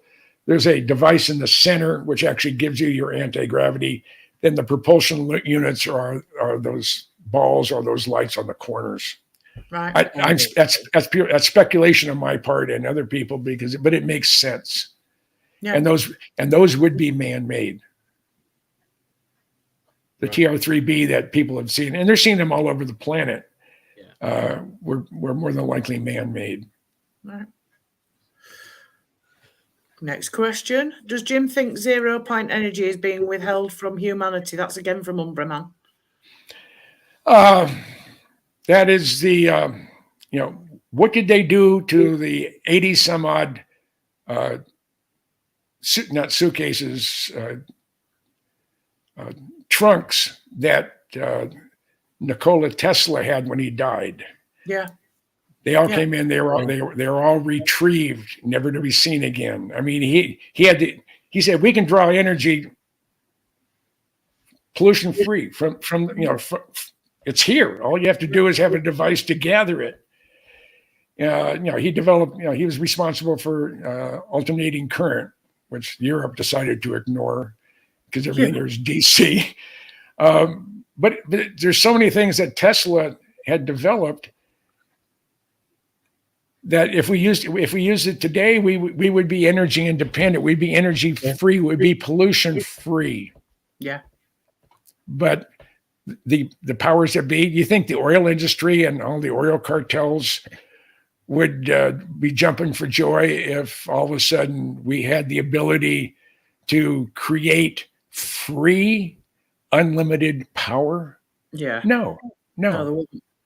Yeah, the closest thing they're working on today is one of the programs that are being developed at Lockheed Skunk Works. They don't just do airplanes.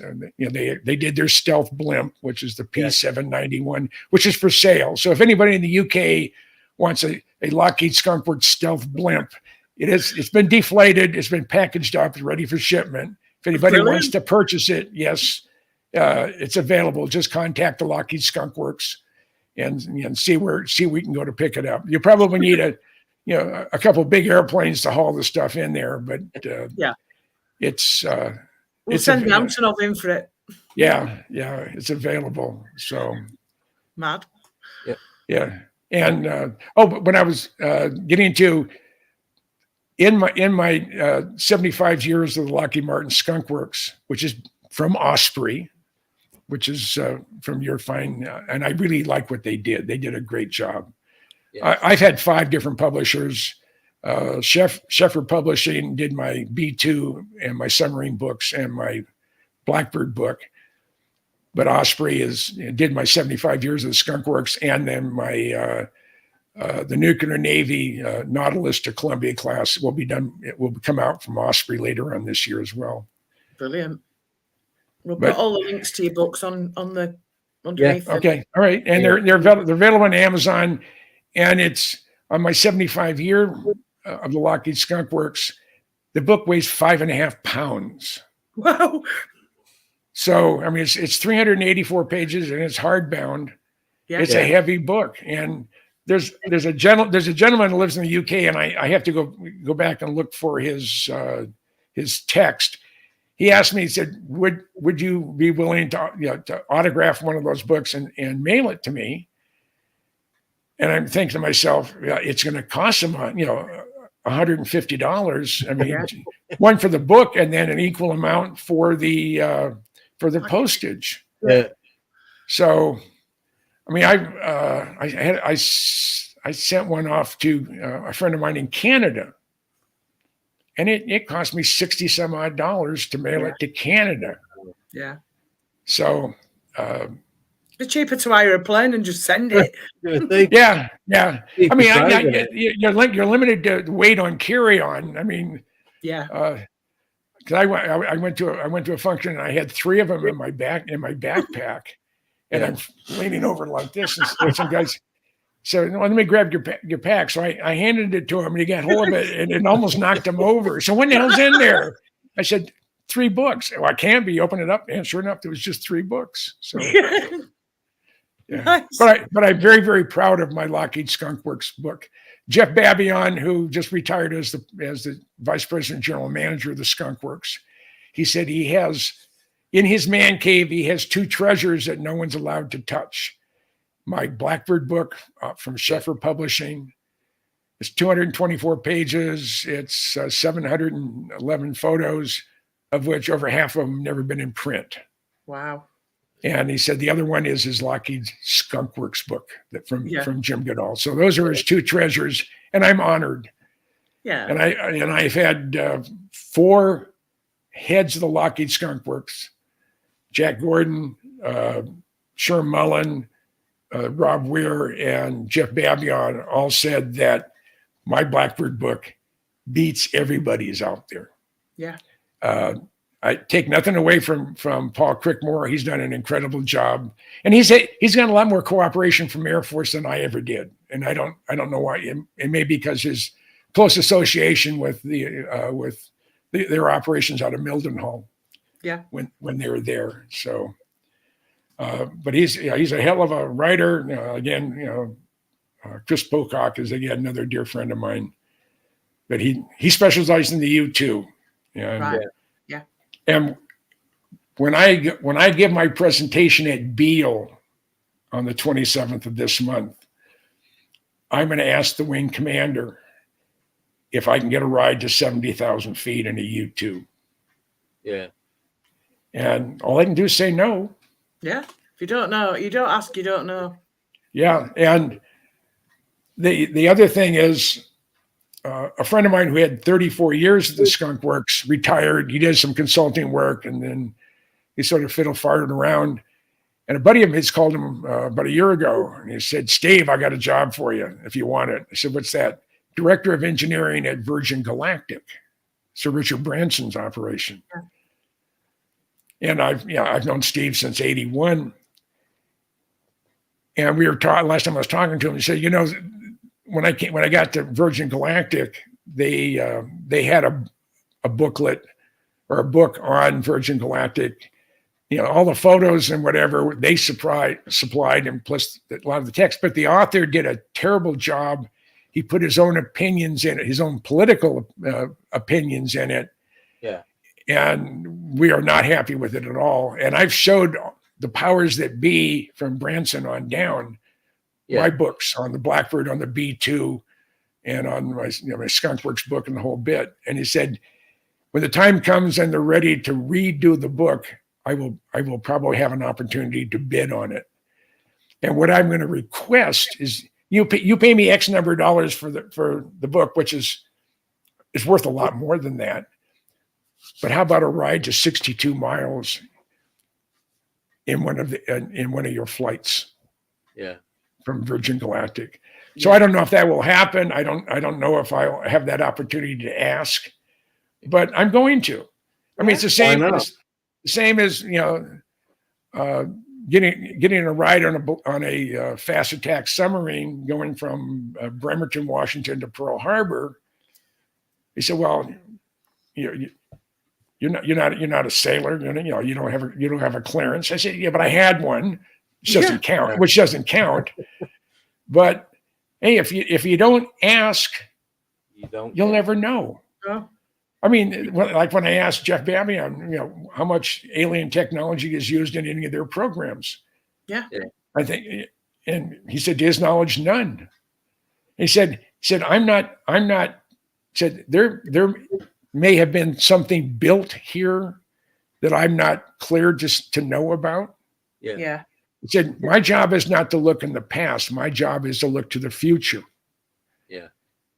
So he said, it's quite possible that something came and went, and as at a location that I have no knowledge of. But if he had been a little bit more, I don't even know the correct word, but if he was hemming and hawing about it, then maybe I'd say that, maybe there is some technology they've used. Yeah. But he was outright. I mean, there was no hesitation. He said, "Hey, as far as I know, there's nothing that's ever been built here at the Skunk Works that used alien technology. Yeah. That doesn't mean it hasn't in the past, but he said, I have no knowledge of it. Yeah. And I said, and if he was a politician, I know he would be a lying SOB, but he's not a politician. And I looked the man right in his eyes. Yeah. And if he was telling a lie, he would have been, well, there's none that I know of. But no, he looked me straight in the eye and he said, hey, this is what it is. And this is what it isn't. This is what I don't know. So I believe what he said was to his knowledge the truth. Yeah. So, cool. So I'm not a human lie detector, but I've had a lot of people try to feed me a line of crap, and I know instantly, and that may be why some people avoid me. Yeah. And I have the type of personality that people either really like me or they can't stand me. And I'm at a point in my life where, hey, if you like me, fine. If you don't like me, fine with that too. I don't care. I don't care. Now yeah, go on. I was just going to say, well, we like you, so yeah, we do. Oh, that's good. Yeah, that's good. No, we really do. Well, I mean, I remember I was going to the BAE facilities where they were taking the Nimrods apart. Yeah. I think it's near Manchester, I believe. Oh, Middleton. Yeah.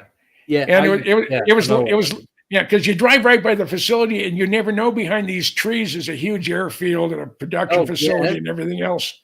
Yeah. But there was a restaurant down the street and I go in there and it was really crowded. It was lunchtime. And I kept looking at my watch, which I don't wear anymore because I'm retired. Yeah. And finally, a very nice British couple said, well, come and join us. So I did. And I just had an absolutely delightful evening or afternoon, I should say. And I love the UK. I really do. And it must be because, I do have roots there. Like I said earlier, I go back to the name Goodall goes back to the first Archbishop of Canterbury. Yeah. And everybody I met was delightful. And one of the funny events, we're driving through Sherwood Forest. I can't remember where we're headed. Maybe up to Carlisle. We were sort of going. I wasn't driving the M's. I was going up, local roads. Yeah, A roads. Yeah, I mean, just absolutely gorgeous countryside. And I had seen this incredible looking castle. I said, well, and I said, well, I'd love to be able to find out how to get to it. So we go up to this top of this knoll, and it's a war memorial of some sort. And some little old lady in her apron and her clunky shoes, you come out and say, well, we're closed. I said, well, no, I'm not here to. I said, I saw an incredibly interesting castle. I'd like to get direction on how to get to it. It says, well, we have a lot of those out here. You have to be more specific than that. So you'd only hear that from a Brit in rural Britain, and it was just fun. But if you go from Carlisle down to Dover, I went to every museum that was on the west side of that. I didn't get into Wales. No. But I just everywhere you turn there was a aviation museum somewhere. Sure. Yeah. I spent a lot of time at Hindon. I was down in it was near Brighton. There's Tangier. I went there. I went to Southampton. This is downtown. They have there's a couple seaplanes and some racing aircraft, and I just loved it. But the one place that I really, really wanted to go to, I went to Stonehenge. Oh yeah. And it was one of those. It was April 30th of 2002. It was a beautiful day. The birds were chirping, but there was almost nobody there. Yeah. And it just had this woo feel about it. And it was just magical. Yeah, and it really was. And I was able to shoot really all the way around it with no other bodies in the frame. So it was fun. And then I wanted to go see the Roman baths. Yeah. So I was in Bath, and I'd gone up to the American University, and I said, where are the Roman baths? They said, well, the lowest part of town. So, okay. So they give me directions. I'm heading back into town, and I'm going to, I stopped. There was a law enforcement officer, and I said, where are the Roman baths? And he said, if they were a bomb, you'd be dead right now. I said, why is that? I said, you stopped your car right in front of the back end, the back side of the where the Roman baths were. So I drove around the corner. Someone was just pulled right in. I was meant to be, and got a tour of the baths. And that was, considering they were 2,000 years old. Yeah, that was absolutely one of the more fascinating things. I'm a history buff. Yeah. And I just we don't have that old of history, here in the States. And I've always felt I have a connection with England. So, but then we have your prince too, but we don't like him very much. We don't talk about that. and I got the feeling that there's a lot of Brits that are not really fond of Harry right now either. They're not really fond of many of the royal family, to be honest. Yes, yeah, I get that feeling too. So right, next question again from Umbraman. Who has control of the UFO file that the president keeps trying to get access to? It might be them, not us. Right, yeah. And I have never felt that we, I'm talking about humans, regardless of political affiliation or country, I don't believe that we're in charge of the dissemination of the information. Now, I can't recall his name, but a very prominent Israeli, I don't know if he's a politician or if he's an engineer, made a statement here within the last year or two that he has it on good authority that whoever controls the information, feels that the world is not ready yet for disclosure, but we're very, very close. So it's going to be up to the the aliens to say, all right, now you can just go the hell out of the world, and we'll show you what we look like. And we've been impersonating. There's a bunch of us here, and we've been impersonating humans. I think I was married to one, to tell you the truth.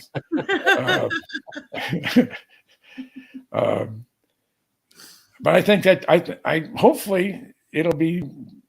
Well, I'm still on this planet. Yeah. Yeah. I hope to be. And I don't know if you get some of the same movies that we get here in the States, but I just, part of me thinks, will it be like Mars Attacks? Yeah. I don't know if you saw it. or the movie Paul. I don't know if you guys saw that. Yeah, I love that. I love those two guys. I mean, they're I want a little burping alien in the back of my car. yeah. I like that idea. And I like Kristen Wiig too. She does such. I love her characters. They're just really cute. Yeah. So. Right, next question. Time's ticking along. Yep. We might have to go over. Yeah, we're fine. Don't worry. I believe everything at Roswell ended up at Wright-Patterson Air Force Base. And that's there's a book. It came out a long time ago. It was an Army colonel, and it's been verified that he's real, and he was part of the foreign technology branch of the Army, and he did a book called The Day After Roswell, where he talks about the technology that was recovered from the Roswell crash. One of them was superconductivity. One of them was my mind just went blank. I hate it when it does. There's about 400 things going through my head at the same time. Yeah. One of them was Kevlar. It took DuPont 15 years to reverse engineer Kevlar because there is no logical reason how those chemicals were put together to create Kevlar. Yeah. And in early 1947, we were dealing with vacuum tubes and mechanical relays. By the end of 1947, there was an introduction of the transistor and integrated circuits, and the beginning of what gave us Silicon Valley, and that millstone we have around our neck that's usually in our back pocket called our smartphone. Yeah. Or I call it a leash. Yeah. I call my phone Fido because that's, and I'm on its leash. It's keeping track of me. So I hope that answers the question about the last question about Roswell. Yeah, I think so. And some of the people that have been interviewed. Now I don't. I'm not intimately familiar with Phil's account. Right. Michael Schratt would be. Yeah. My area, my true calling is hardware. Yeah. I'm fascinated in machines. I've never been a UFO person where my focus has just been UFOs.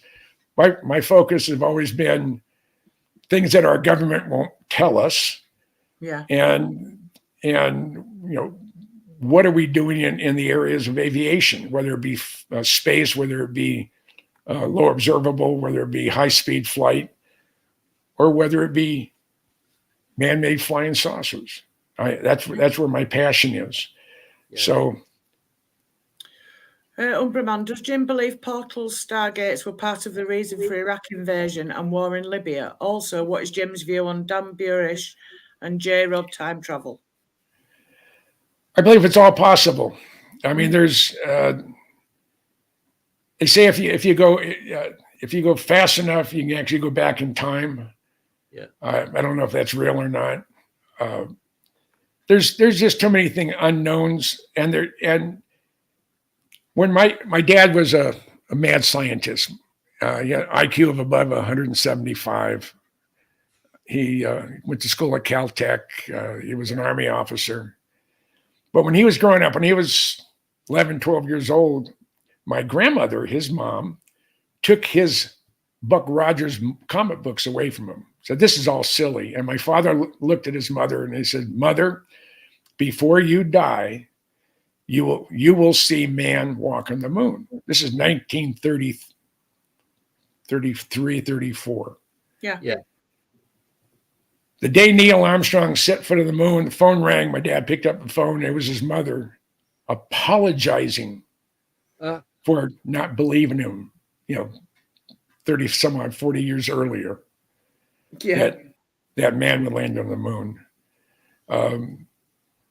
And there has to be a reason why we quit going to the moon. Yeah. They had Apollo 18, 19, and 20. Those Saturn V's were built. That's why you have one at Huntsville, at the NASA headquarters in Houston, and at Cape Canaveral, because they were gonna have 3 more missions to the moon. Yeah.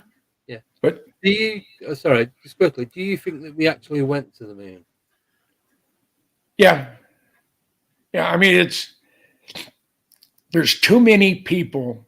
If you have a small group of people and their livelihood depends on their security clearance, you can keep things pretty tight. Yeah. I mean, the A-12 Blackbird, the CIA version of the airplane, it had been retired for 20 years before the Air Force admitted the existence of the single place Blackbird, that thing behind me. Yeah. Over here. Yeah. Yeah. Because they can control it, because the livelihood of the people dealing with it requires that they have a security clearance. NASA, you don't have to have a security clearance to work at NASA. No. So there are thousands of people that were directly involved in the Apollo program, actually the Mercury Gemini Apollo program, and even in the shuttle program, that their job isn't reliant on their security clearance.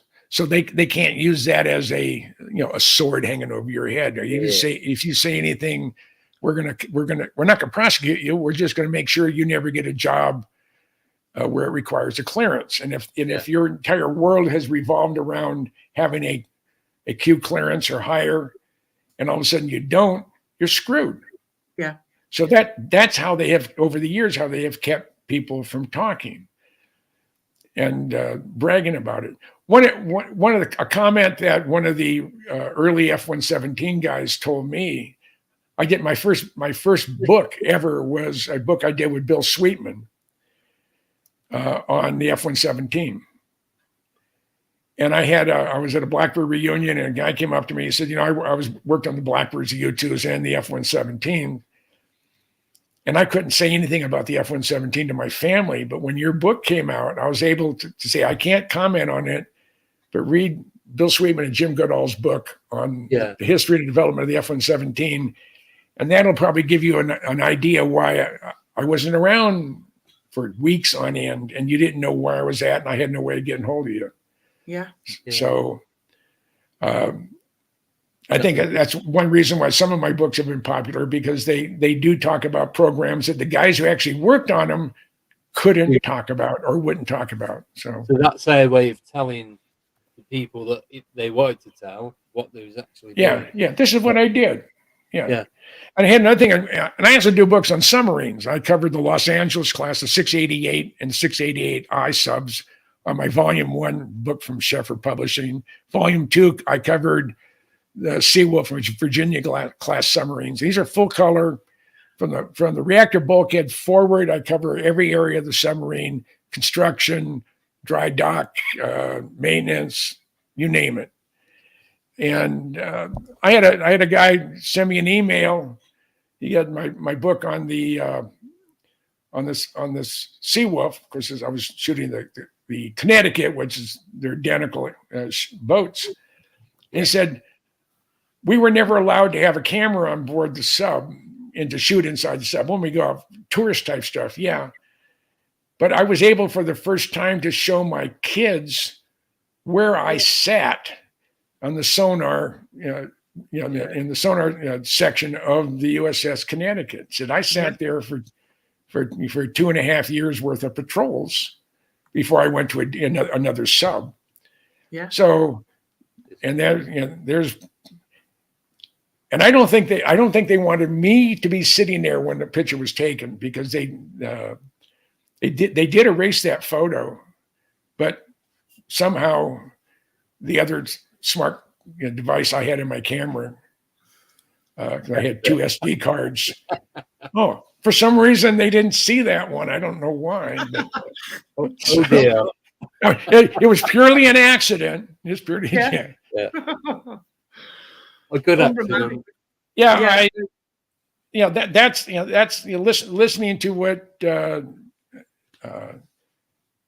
was Edward Mitchell talking about, saying that we were observed, and even I think Neil Armstrong's son said the same thing. His dad said that they were being observed on the moon. Yeah. And maybe they told us that, you know what, you're not ready to come here and spend any time here. So after Apollo 17, it came to an end. That's the only thing I could figure. And they were being watched, and said, and their technology was far superior to that, to the lunar lander and their buggy their dune buggy they were out driving around in. Yeah. So, and there's I have a friend of mine named Tom Long. He was a retired Air Force captain. He was a photo analyst for both KH-11, U-2, and SR-71 imagery. Yeah. And he looked at way back in the day when some of these images came out of the faces on Mars and some of the structures on Mars. He's been able, using everything he was taught in photo analyst school, to say that these are man-made. He believes that there are man-made structures both on Mars and on the moon. Yeah. And the Chinese supposedly had something that they saw on the backside of the moon. that looked like it was man-made, but I think someone said it may have just where the light was shining on some surface, or whatever. But so we'll know someday, and hopefully, while the three of us are still vertical and breathing. Yeah. And I have a terrible feeling. I mean, you may say it's a silly comment, but I have a terrible feeling I'm going to live to over 100, which I mean I'm watching the destruction of the world as we speak. Yeah, in a lot of areas, and I don't know. Do I want to be around for that? Yeah. And again, I'm not afraid to die. So no. Okay, some of these. Yeah, anything is possible. I mean, they say that they have almost like in one of the Star Wars episodes when they had the gray whale or sperm whale, whatever it was they had in the tank, and the glass enclosure was actually transparent or clear aluminum. And they've said they have developed a metallic aluminum structure that is transparent. Yeah. Yeah. So I would have to say yes. It could be both magnetic and have anti-magnetic properties or anti-gravity properties. Yeah. And it's transparent.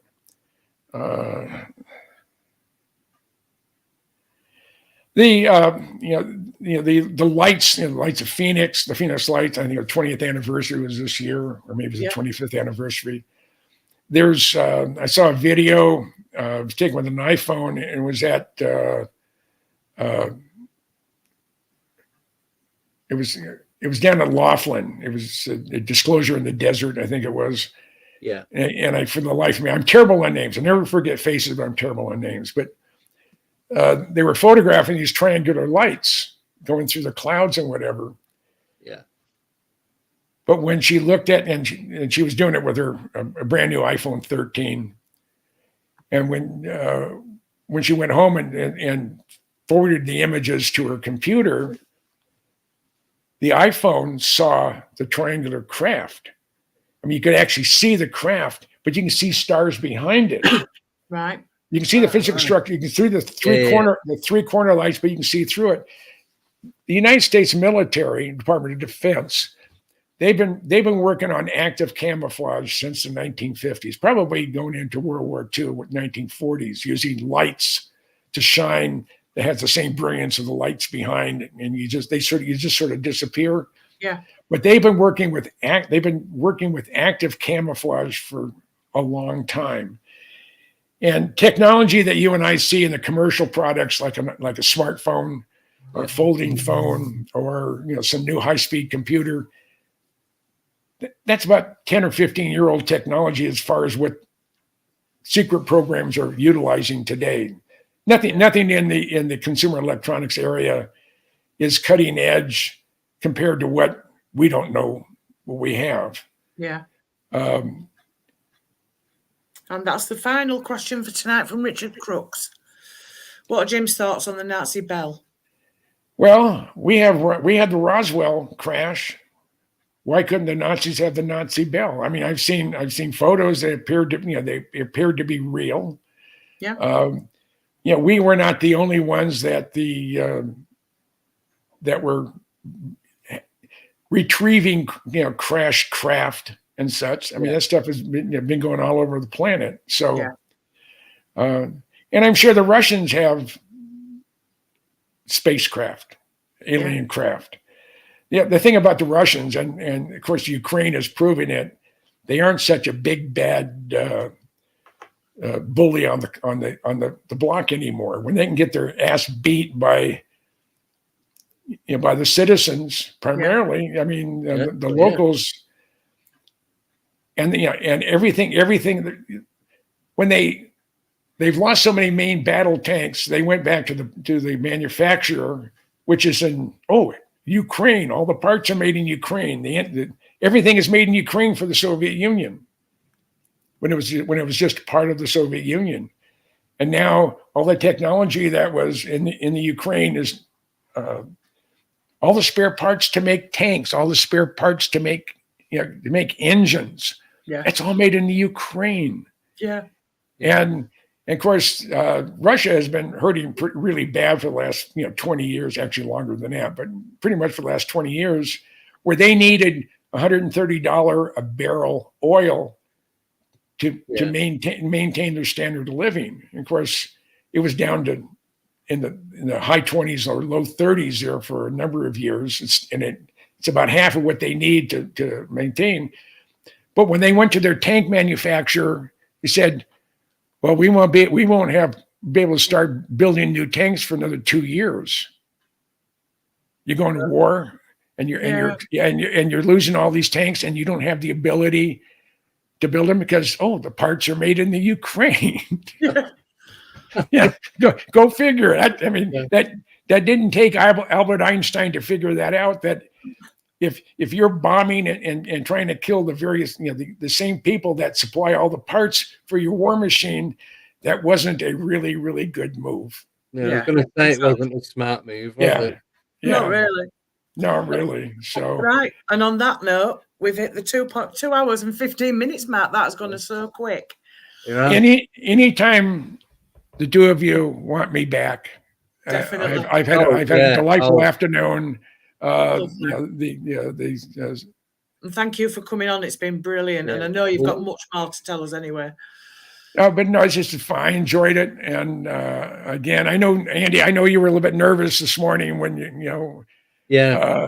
but when you said a few hours, and I was like, "It's not even an hour away." And I wasn't looking at the clock on the upper corner of my Mach, so. I didn't mean to give you it's vapors there, heart attacks. Oh God, we have all this day put together, and that son of a bitch didn't show up. So we'd have had to wing it as usual. I resent the link. He goes, Roger that. In a few hours, and I'm like, few hours? It's like 56 minutes. Yeah. Well, I'm here. Yeah. So again, I thank you for your time. It's been delightful. I hope I was entertaining. I hope you learned some stuff. Wow. And I would be more than happy to do it again more than once. I mean, If you need a talking head. Now, again, by the end of this month, I will have spent 48 to 72 hours with Bob Lazar, so I may have some other tidbits. I know I'm gonna have some pictures. I'm gonna ask his wife to take a whole bunch of pictures of me with Bob, because I'm the one usually taking pictures, so I don't have me with whomever. Brilliant. And, well, thanks again, Jim. It's been absolutely amazing. Yeah, I'm glad you enjoyed it. I enjoyed it. It's fun. Yeah. And so from the colonies to the motherland, I will say au revoir, adios, aloha, and I'll keep in touch, and we'll sort out something coming on towards the end of summer. What was that? I just saying, I'll keep in touch with you, and we'll sort out for you coming back on towards the end of summer. Yeah. Yeah. Is that good? Yeah. I'm going to be on the road for 10 days. Oh, I'm July, August time. Yeah. So a couple of months yet, anyway. Yeah, but when I get back from my road trip, the first week of May, we'll reconnect. And we'll set something up. And if Mondays I'm co-hosting with Lynn Wallington. Right. Yeah. So that Monday nights during the day. You guys have, because you live in the other side of the world, you have, I'm free during the day. So anytime you want to come on, if I'm not traveling. Brilliant. If I'm traveling, I have my MacBook Pro that I take with me. That's my traveling computer. Yeah.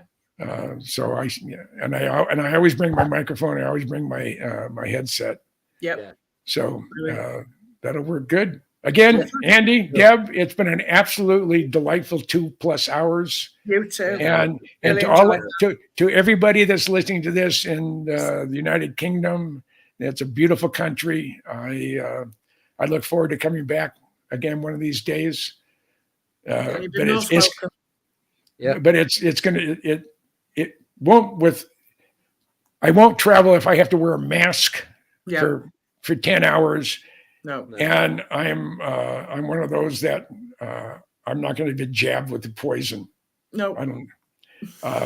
I'm with you, Virgin. Yeah, I'm a pure blood. Yeah, me too. Yeah. My DNA has not been altered. My wife's has, but mine I'd like haven't. to say me too, but I'm not having any more and all that. Yeah. I've had a And- couple.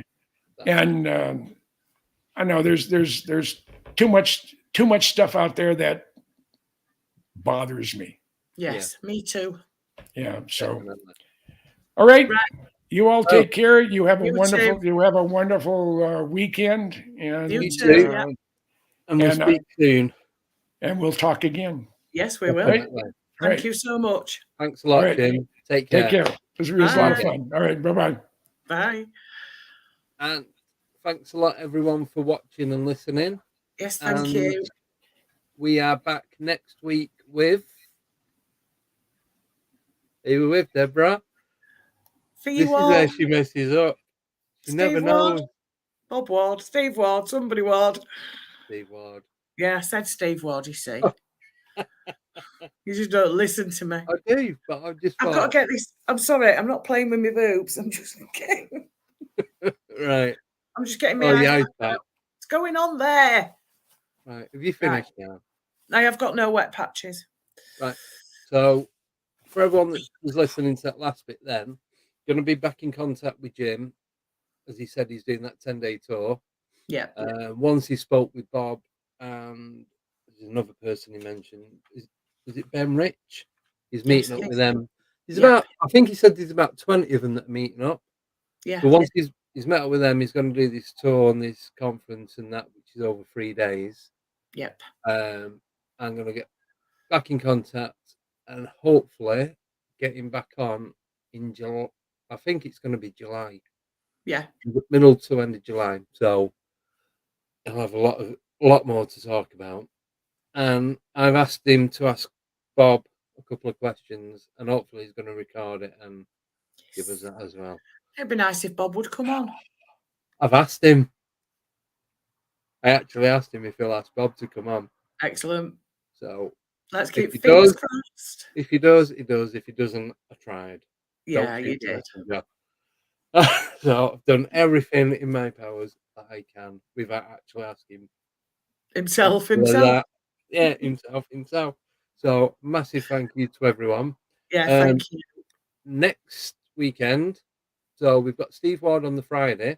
Yep. The Sunday is the premiere of the interview we did with Craig Bryant, who does Pendle Paranormal Podcast. Craig is actually going to be in the chat to answer any questions that you've got. I think, are we both going to be in there as well? Yeah, we said we would. So so the three of us are going to be in there. But if you've got any questions, you can ask Craig direct yourself. Yeah. And that was a really good one as well, wasn't it? Covered everything. Yeah, really good. Yeah. Yeah. So, and also I've asked him for some photos of the piano so we can all have a look at the spooky tuning. Yeah. So Spooky still waiting for him, piano. but hopefully I'll have him before next Sunday. So massive thank you to Jim for coming on. Yeah, thank you all. Thanks for Thank Joe you. moderating. Yeah, massive thank you for all the questions. All Yes. three of you. No, I'm only messing. Yeah. Thanks, Umbraman, for all your questions. Yeah, Umbraman nickname. And Belter's in there. Yeah. So yeah, massive thank you. And we will see you same time next week. You will? Yeah. It's all right. Yeah. Yeah, I'm tired. Right. Go in because we've got stuff to do. Yeah. See you all next week. Take care. See you next week. Take care, everybody. Bye.